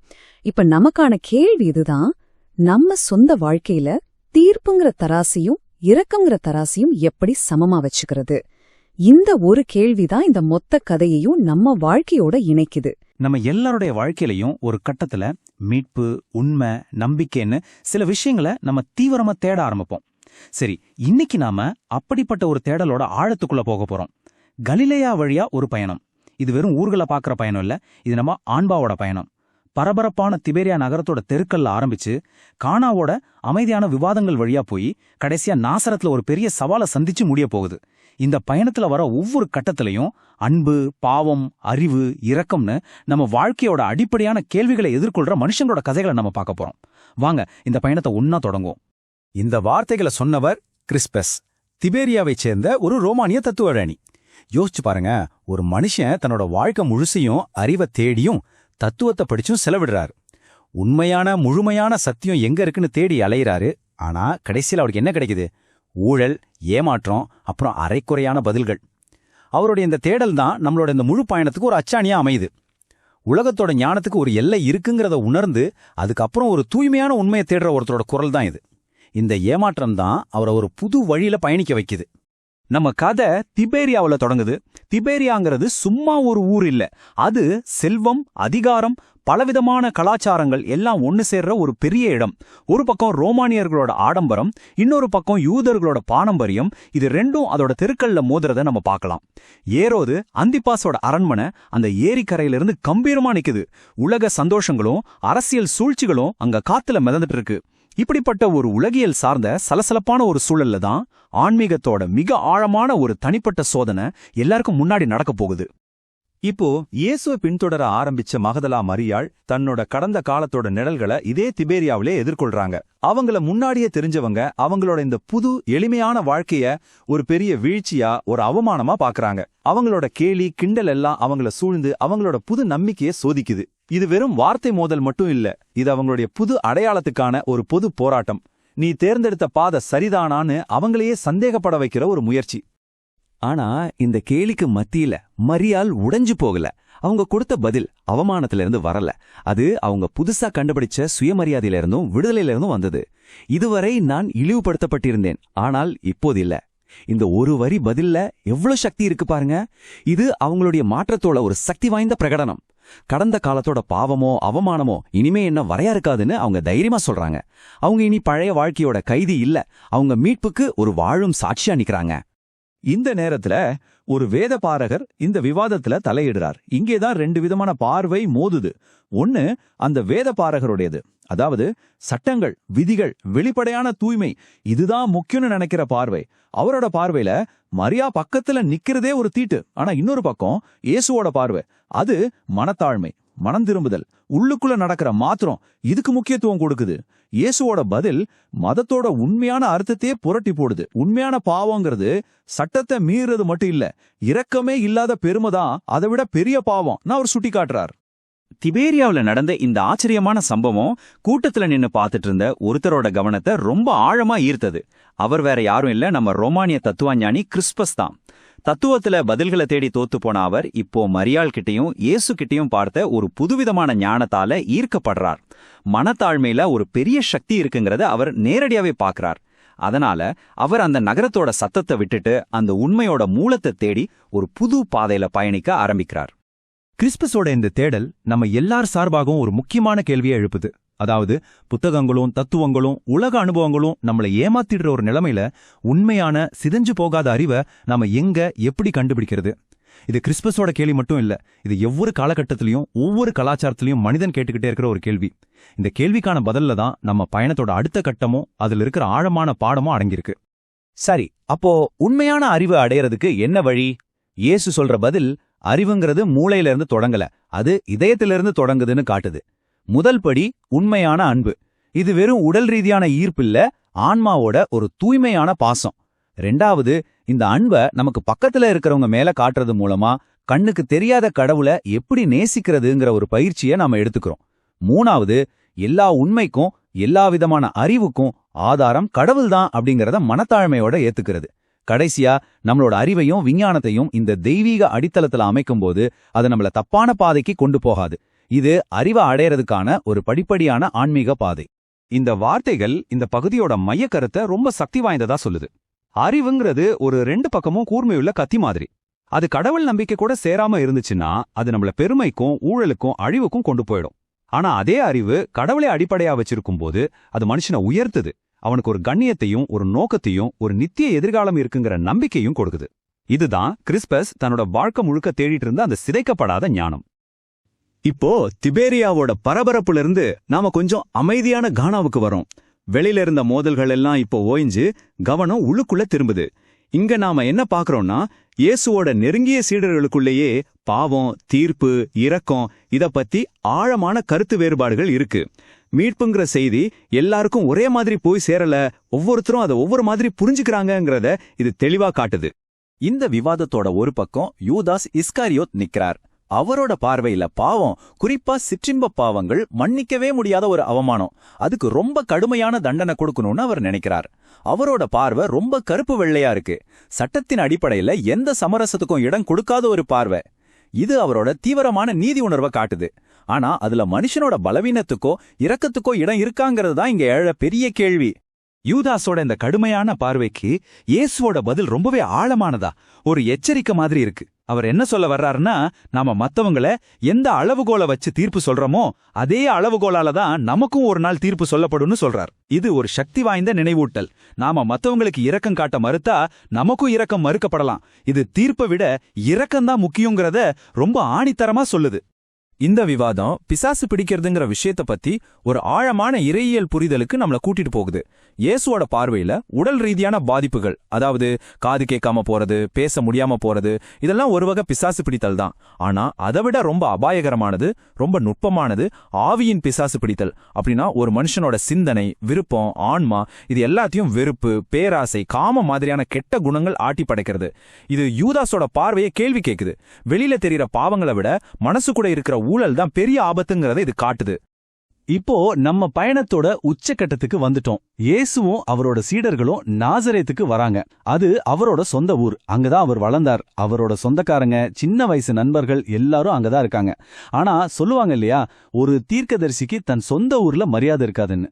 வெளி உலகத்துல ஏத்துக்கிட்ட அவரோட செய்தி இங்கதான் அதோட மிக கடினமான, மிக தனிப்பட்ட சோதனையை எதிர்கொள்ள போகுது. நாசரத்துல என்ன நடக்க போகுதுன்னு பாக்குறதுக்கு முன்னாடி வாங்க ஒரு சின்ன ரீகேப் பார்ப்போம். திபேரியாவுல ஒரு பாவியோட மனத்தாழ்மை பெருமை பிடிச்ச ஒரு வேதபாரகரை ஜெயிக்கிறத பார்த்தோம். கானாவுக்கு போற வழியில உண்மையான அறிவு அன்பிலும் தான் பிறக்குதுன்னு கத்துக்கிட்டோம். கானாவுல இரக்கமே இல்லாத தீர்ப்பு எவ்வளவு அபாயகரமானதுன்னு உணர்ந்தோம். நாம பார்த்த ஒவ்வொரு இடமும் ஒவ்வொரு சம்பவமும் இப்போ நாசரத்துல நடக்க போற இந்த இறுதி மோதலுக்கான பாடங்களை நமக்கு கத்துக் கொடுத்துருக்கு. நாசரேத் ஜெப ஆலயத்துல இயேசு வெறும் அவநம்பிக்கைய மட்டும் சந்திக்கல, ஒரு இறையியல் புரிய சந்திக்கிறார். அங்க இருந்த ஆலய தலைவர் மோசையோட சட்டத்தை வச்சே அவர்கிட்ட கேள்வி கேட்கிறார்.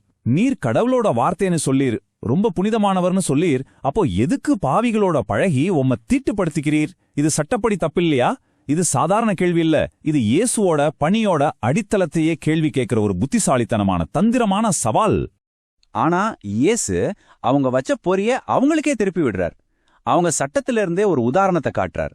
மோசேயோட சட்டப்படி ஒரு தொழுநோயாளி தன்னை சுத்தப்படுத்திக்க ஆசாரியர்கிட்ட போகணும். அதுபோல ஆன்மீக தொழுநோய் மாதிரி இருக்கிற பாவத்தால பாதிக்கப்பட்ட ஒருத்தர் தன்னை சுத்தப்படுத்திக்க மீட்பர்கிட்ட வரவேண்டாமா? இந்த சக்தி வாய்ந்த உவமை அவங்களோட வாதத்தை ஒன்னும் இல்லாம ஆக்கிடுது. அவர் சட்டத்தை மீறல, அதோட உண்மையான ஆழமான நோக்கத்தை தான் நிறைவேற்றுறாருன்னு இது காட்டுது. ஆனா புத்திசாலித்தனமான பதில்கள் மட்டுமே ஏற்கனவே மூடிய மனசுகளை திறக்காது. நாசரேத் மக்கள் இயேசுவை நிராகரிச்சதுக்கு காரணம் என்னன்னா, அவங்களுக்கு அவரை ரொம்ப நல்லா தெரியும்னு நினைச்சதுதான். இவரு தச்சரோட பையன் தானே, நம்ம கூட தானே வளர்ந்தாரு, இவருக்கு எங்கிருந்து இவ்ளோ ஞானம் வந்துச்சு நான் அவங்க சந்தேகப்பட்டாங்க. மன்னிப்பையும் கிருபையையும் விட அவங்க பழகி போன சம்பிரதாயங்களும் விதிகளும் அவங்களுக்கு ரொம்ப வசதியா இருந்துச்சு. இந்த புது புரட்சிகரமான செய்தி அவங்களோட பழக்க வழக்கங்களுக்கு ஒரு அச்சுறுத்தலா தெரிஞ்சது. ஆக நம்மளோட இந்த முழு பயணமும் நம்மள ஒரு முக்கியமான கேள்விக்கிட்ட கொண்டு வந்து நிறுத்துது. திபேரியாவுல மரியாள ஒதுக்கி வச்ச சட்டங்கள், கானாவுல யூதா சொன்ன கடுமையான தீர்ப்பு, நாசரேத்ல இயேசுவை நிராகரிச்ச பாரம்பரியம், இது எல்லாமே நம்மள யோசிக்க வைக்குது. விதிகள், மதச்சட்டங்கள் இதெல்லாம் மக்களை வெளியே தள்ளுற சுவர்களா இருக்கணுமா, இல்ல தப்பு செஞ்சவங்கள கூட மறுபடியும் உள்ள கூட்டிட்டு வர்ற மீட்புக்கு வழிகாட்டுற பாதைகளா இருக்கணுமா? இந்த பயணத்துல நாம பார்த்த எல்லாமே இந்த கேள்விக்கான பதில்ல தான் அடங்கியிருக்கு. வாங்க, கலிலேயாவுல இயேசுவும் அவரோட சீடர்களும் மேற்கொண்ட ஒரு பயணத்தை பத்தி நாம ரொம்ப விரிவாக பார்க்க போறோம். இது வெறும் அங்க போனாங்க இங்க வந்தாங்கன்னு சொல்ற ஒரு நிகழ்வுகளின் தொகுப்பு மட்டும் கிடையாது. இதுக்குள்ள அன்பு, தியாகம், அப்புறம் ஒரு உண்மையான சீடனா இருக்கிறதுக்கு என்ன அர்த்தம்னு சொல்ற தொடர்ச்சியான ஆழமான போதனைகள் ஒழிஞ்சிருக்கு. நம்மளோட இந்த ஆய்வுல இந்த 6 பகுதிகளை தான் ஒன்னொன்னா பார்க்க போறோம். ஒவ்வொரு நிகழ்வும் அடுத்த நிகழ்வுக்கு எப்படி ஒரு அடித்தளமா அமையுதுங்கிறத காலவரிசைப்படி நாம ஆராயலாம். பாருங்க, இயேசுவோட இந்த ஒரே ஒரு வாக்கியம் நம்ம பார்க்க போற எல்லா நிகழ்வுகளோட மைய கருத்தையும் எவ்வளவு அழகா சொல்லுது. சரி வாங்க, இதுக்குள்ள இன்னும் ஆழமா போய் என்ன இருக்குன்னு பார்க்கலாம். நம்ம கதை நாசரேத்துக்கு பக்கத்துல இருக்கிற ஒரு விவசாயி வீட்ல இருந்து தொடங்குது. இயேசுவும் அவரோட சீடர்களும் அங்க கொஞ்சம் ஓய்வெடுக்கிறதுக்காக போறாங்க. அந்த வீட்டை சேர்ந்த மத்தியாசும் அவரோட மனைவி சாராவும் அவங்கள ரொம்ப அன்பா வரவேற்கிறாங்க. அவங்க வீட்ல ஒரு சந்தோஷமான விஷயம் நடந்திருக்கு. ஆமா, அவங்களுக்கு சமீபத்துல ஒரு அழகான பெண் குழந்தை பிறந்திருக்கு. ஆனா அந்த சந்தோஷத்துக்கு நடுவுலயும் ஒரு சின்ன சோகம் இருக்கு. என்னன்னா, அந்த வீட்டின் தலைவனான பிலிப்புவுக்கு தனக்கு ஒரு மகன் பிறக்கலையேன்னு மனசுக்குள்ள ஒரு பெரிய ஏமாற்றம். பயண கழிப்புல அப்போஸ்தலர்கள் எல்லாரும் நல்லா தூங்கிட, இயேசுவோ அமைதியான அந்த கலிலேயா மலைகளையே பார்த்துட்டு இருக்காரு. அப்போ பாருங்க, இயேசுவோட தாய் மரியா அந்த பச்சிளம் குழந்தைய கையில ஏந்திக்கிட்டு படிக்கட்டுல இருந்து இறங்கி வராங்க. அந்த குழந்தையோட முகத்தை இயேசுவோட சின்ன வயசு முகத்தோட ஒப்பிட்டு பார்த்து ரொம்ப சந்தோஷப்படுறாங்க. கரெக்டா அந்த நேரத்துல குழந்தையோட அப்பாவான பிலிப்பு வீட்டுக்குள்ள வர்றான். ஆனா அவன் முகத்துல கோவமும் விரக்தியும் தான் தெரியுது. தனக்கு மகன் பிறக்கலையேங்கிற கோபத்தை அப்பட்டமா அவன் வெளிப்படுத்துறான். இந்த சூழல் தான் நம்மளோட முதல் முக்கியமான போதனைக்கு ஒரு களமா அமைய போகுது. இந்த இடத்துலதான் இயேசு குடும்ப உறவுகளை பத்தின ஒரு பெரிய புரட்சிகரமான பாடத்தையே சொல்லிக் கொடுக்கறாரு. பிலிப்போட அந்த தப்பான செயலை ரொம்ப கடுமையா கண்டிக்கிறாரு. அந்த குழந்தைய நேசிக்கணும், அழுதுட்டு இருக்கிற உன் மனைவிய போய் சமாதானப்படுத்தணும்னு கட்டளையிடுறாரு. இத நீ செய்யலனா கடவுள் உனக்கு ஒரு மகனை கொடுக்க மாட்டான்னு எச்சரிக்கவும் செய்யறாரு. பிலிப்புக்கு அப்பதான் தன்னோட தப்பு புரியுது. அவன் மனம் திருந்தி இயேசுவே குழந்தைக்கு பெயர் வைக்க சொல்லி கேக்குறான். இயேசுவும் தன் தாய் மரியாவோட நினைவா அந்த பிஞ்சுக்கும் மரியான்னு பேர் வைக்கிறாரு. அந்த வீட்ல ஒரு வழியா அமைதி திரும்புது. ஆனா அதே ராத்திரி சீடர்கள்ல ஒருத்தனான யூதாஸ் காரியத்தோட மனசுக்குள்ள ஒரு பெரிய புயலே அடிச்சிட்டு இருக்கு. தூக்கமே வராம தவிச்ச அவன் மரியா கிட்ட ஒரு அவசரமான கோரிக்கையோட வரான். மத்த அப்போஸ்தலர்கள் எல்லாம் தூங்கிட்டு இருக்க, யூதாஸ் மட்டும் மரியா கிட்ட தனியா பேசணும்னு கேக்குறான். இயேசுவோடவே இருந்தாலும் தனக்குள்ள இருக்கிற ஒரு இருள தன்னால கட்டுப்படுத்தவே முடியலன்னு யூதாஸ் ஒப்புக்கிறான். இது அவனோட மனசுக்குள்ள நடக்கிற ஒரு பெரிய போராட்டத்தை வெளிச்சம் போட்டு காட்டுது. நாசரேத்ல இருக்கிற மரியாவோட வீட்ல தன்னை தங்க அனுமதிக்க சொல்லி அவன் ரொம்ப உருக்கமா கெஞ்சுறான். மரியாவோட துணை மட்டும்தான் தன்னை அந்த இருட்டுல இருந்து காப்பாத்தணும்னு அவன் முழுசா நம்புறான். அவனோட அந்த தீவிரமான பேச்சை கேட்டு மரியாவுக்கு கொஞ்சம் பயமா இருந்தாலும் அவனோட நிலைமைய பார்த்து மனசு இறங்கி அவனுக்காக இயேசு கிட்ட பேசுறதா சம்மதிக்கிறாங்க. மரியா இயேசுவை தேடி பக்கத்துல இருக்கிற ஒரு குன்றுக்கு போறாங்க. ஆனா அங்க போனா அவரை ஏற்கனவே யூதாச நினைச்சு ரொம்ப வேதனையோட இருக்கிறதா சொல்றாரு.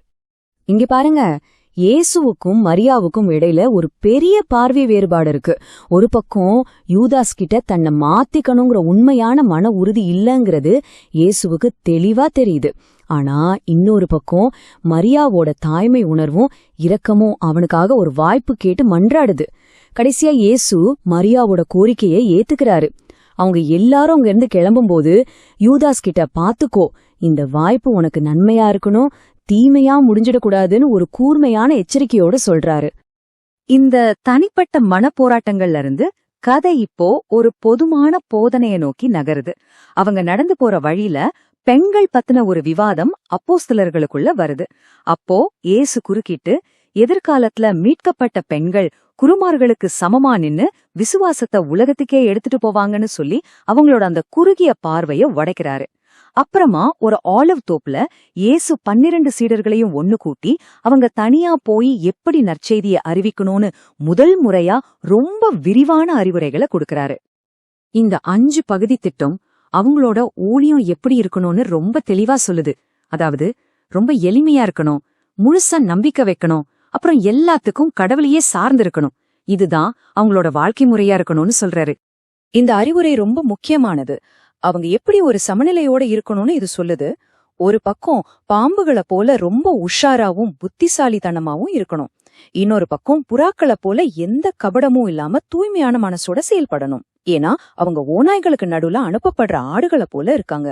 அது மட்டும் இல்ல, அவங்களுக்கு வரப்போற கடுமையான துன்பங்களை பத்தியும் அவர் எச்சரிக்கிறாரு. அவங்க கைது செய்யப்படுவாங்க, கோர்ட்டுக்கு இழுக்கப்படுவாங்க, ஏன் அவங்க சொந்த குடும்பமே அவங்கள காட்டி கொடுக்கும்னு சொல்றாரு. அப்போ இதுல இருந்து நாம கத்துக்க வேண்டிய முக்கியமான பாடம் என்னன்னா, சீடத்துவங்கிறது நம்மளோட முன்னுரிமைகளை மொத்தமா மாத்தி அமைக்கிற ஒரு விஷயம். நம்ம சொந்த பந்தங்களை விடவும் கடவுள் மேல இருக்கிற அன்புக்கு தான் முதலிடம் கொடுக்கணும். இதுதான் அதோட சாராம்சம். கடைசியா அவங்களோட முதல் வார பயணத்துக்காக எல்லாரையும் 2 பேரா பிரிச்சு அனுப்புறாரு. அடுத்ததா கதை ஒரு புது திருப்பத்தை எடுக்குது. சிறையில இருக்கிற திருமுழுக்கு யோவான் கிட்ட இருந்து ஒரு ரொம்ப முக்கியமான கேள்வி வருது. தங்களோட சந்தேகங்களை தீர்த்துக்கிறதுக்காக யோவானால அனுப்பப்பட்ட சீடர்கள் இயேசு கப்பர்நாகும்ல நோயாளிகளை குணப்படுத்திட்டு இருக்கும்போது இந்த கேள்விய நேரடியாவே கேக்குறாங்க. இந்த கேள்விக்கு இயேசு நேரடியா ஆம்னு பதில் சொல்லல. அதுக்கு பதிலா தன்னோட அடையாளத்துக்கு மறுக்க முடியாத ஆதாரமா அவங்கள சுத்தி நடந்துட்டு இருக்கிற இந்த 7 அற்புதங்களை சுட்டி காட்டுறாரு. வார்த்தைகளை விட செயல்கள் தான் பெரிய சாட்சின்னு அவர் இது மூலியமா உணர்த்துறாரு. யோவானோட சீடர்கள் போனதுக்கு அப்புறம் இயேசு அங்கிருந்த கூட்டத்துக்கிட்ட யோவான பத்தி பேசி, அவர் ஒரு தீர்க்கதரிசியை விடவும் பெரியவர், பெண்களிடமிருந்து பிறந்தவர்கள்ல அவரை விட பெரியவர் யாரும் இல்லன்னு ரொம்ப புகழ்றாரு. அப்புறம் அந்த தலைமுறை மக்களோட முரண்பாடான குணத்தை பத்தி புலம்புறாரு. இந்த சார்ட்ட பாருங்க. ஒரு பக்கம் யோவான் ரொம்ப கடுமையான வாழ்க்கை வாழ்ந்தப்போ அவரை பேய் பிடிச்சவன்னு சொன்னாங்க. இன்னொரு பக்கம் எல்லார் கூடயும் பழகின இயேசுவையோ பெருந்தினிக்காரன், குடிக்காரன்னு சொல்லி விமர்சனம் செஞ்சாங்க. பெரிய பெரிய அற்புதங்களை பார்த்த பிறகும் மனசு மாறாத கோராசீம், பெத்சைதா, கப்பர்நாகும்னு அந்த நகரங்களுக்கு வரப்போற ஆபத்துகளை அறிவிச்சு இயேசு அந்த பேச்ச முடிக்கிறாரு. தான் கண்டிச்ச நகரங்கள்ல ஒன்னான கோராசீமுக்கு இயேசு போறாரு. அங்க கொஞ்ச நாளைக்கு முன்னாடி இறந்து போன ஒரு தச்சரோட ஆதரவில்லாத குடும்பத்துக்கு உதவி செய்யறதுக்காக அவரோட பட்டறைக்குள்ள போய் மரவேலை செய்ய ஆரம்பிக்கிறாரு. ஏரோதோட அரசபையிலிருந்து வந்த சீடரான மனாயின் கடவுளோட மகனே ஒரு சாதாரண தச்சரா வேலை செய்யறத பார்த்து அப்படி ஆச்சரியத்துல நின்னுடுறாரு. இந்த வேலையே ஒரு விதமான பிரசங்கம்தான இயேசு விளக்குறாரு. வார்த்தைகளால சொன்னா கேட்காத ஒரு ஊருக்கு பணிவையும் உண்மையான இரக்கத்தையும் தன்னோட செயல் மூலமா காட்டுற ஒரு பாடம்தான் இது. அந்த தச்சரோட சோகத்துல இருந்த மகன் யோசேப்புக்கு ஆறுதல் சொல்றதுக்காக அவனை தன்னோட கூட்டிக்கிட்டு அவர் கிளம்பும்போது ஊர் மக்கள் அவரை கேள்வி கேக்குறாங்க. அதுக்கு இயேசு 6 நாளா இந்த தச்சர் பட்டறையில இருந்துதான் நான் சிறந்த வார்த்தைய பிரசங்கம் செஞ்சேன்னு சொல்றாரு. அது என்னன்னா, பலவீனமானவங்களை நேசிச்சு அவங்களுக்கு உதவி செய்யறதுதான் நம்ம கடமை அப்படிங்கறதுதான். இயேசு கப்பர்நாகும்க்கு திரும்பி வந்ததும் அவர் ஒரு சாதாரண தொழிலாளியா வேலை செஞ்சதை பார்த்து அப்போஸ்தலர்கள் அதிர்ச்சி ஆகுறாங்க. இது தங்களோட குருவோட தகுதிக்கு ரொம்ப குறைவான செயல்னு அவங்க விமர்சனம் பண்றாங்க. தன்னோட அப்போஸ்தலர்களோட விமர்சனத்துக்கும் அவங்களோட உலகப் பார்வைக்கும் பதில் சொல்றதுக்காக இயேசு ஒரு ஆழமான ஆன்மீக உண்மையை விளக்க ஒரு சாதாரண அக்ரூட் பருப்பை கையில எடுக்கிறாரு. அவர் வளர்க்கறாரு, நம்ம உடம்புங்கிறது ஒரு கடினமான மூடிய ஓடு மாதிரி. அதுக்குள்ள இருக்கிற சதைதான் நம்ம ஆன்மா. ஆனா அந்த ஆன்மாக்குள்ள இருக்கிற அன்போட விதைதான் உண்மையான உயிர் சக்தி. அப்போ இதுல இருக்கிற மைய கருத்து என்னன்னா, அன்புங்கிற உயிருள்ள விதை இல்லாத ஒரு ஆன்மா வெறும் வெற்று கொட்டை மாதிரிதான். அது என்னைக்குமே அந்த ஓட்டை உடைச்சுக்கிட்டு வெளியே வராது, வளராது, ஒரு பயனும் இல்லாமலே போயிடும். இந்த அட்டவணைய பாருங்க. அந்தஸ்த பத்தின அவங்களோட உலக பார்வைய இயேசு நேரடியா எதிர்க்கிறாரு. இடது பக்கம் மாய்மாலம், பொய் சொல்றது, இதெல்லாம் தான் உண்மையான அவமானம்னு சொல்றாரு. வலது பக்கம் அடுத்தவங்களுக்கு உதவி செய்யற எந்த வேலையா இருந்தாலும், அது எவ்வளவு சின்ன வேலையா இருந்தாலும் அதுதான் உண்மையான மேன்மைன்னு சொல்றாரு. செயல்கள் இல்லாத வார்த்தைகள்ல அர்த்தமே இல்ல. அதனால நான் செஞ்சத மாதிரி நீங்களும் செய்ய தயாரா இருக்கணும்னு சொல்லி அவர் முடிக்கிறாரு. கடைசியா இந்த கேள்வி நம்ம எல்லாரையும் ஒரு முக்கியமான விஷயத்த சிந்திக்க வைக்குது. நம்ம வாழ்க்கையில நம்ம நம்புற விஷயங்களுக்கும் நம்ம செயல்களுக்கும் என்ன தொடர்பு இருக்கு? பிலிப்போவோட சுயநலத்துல ஆரம்பிச்சு யூதாஸோட போராட்டம், கொராசிம் தச்சர் பட்டறை, கடைசியா அந்த பழக்கொட்டையின் உவமை வரைக்கும் இந்த முழு கேலிலேய பயணமும் ஒரே ஒரு செய்தியை தான் திரும்ப திரும்ப சொல்லுது. உண்மையான விசுவாசம்ங்கிறது செயல்ல காட்டப்படுற அன்புதான்.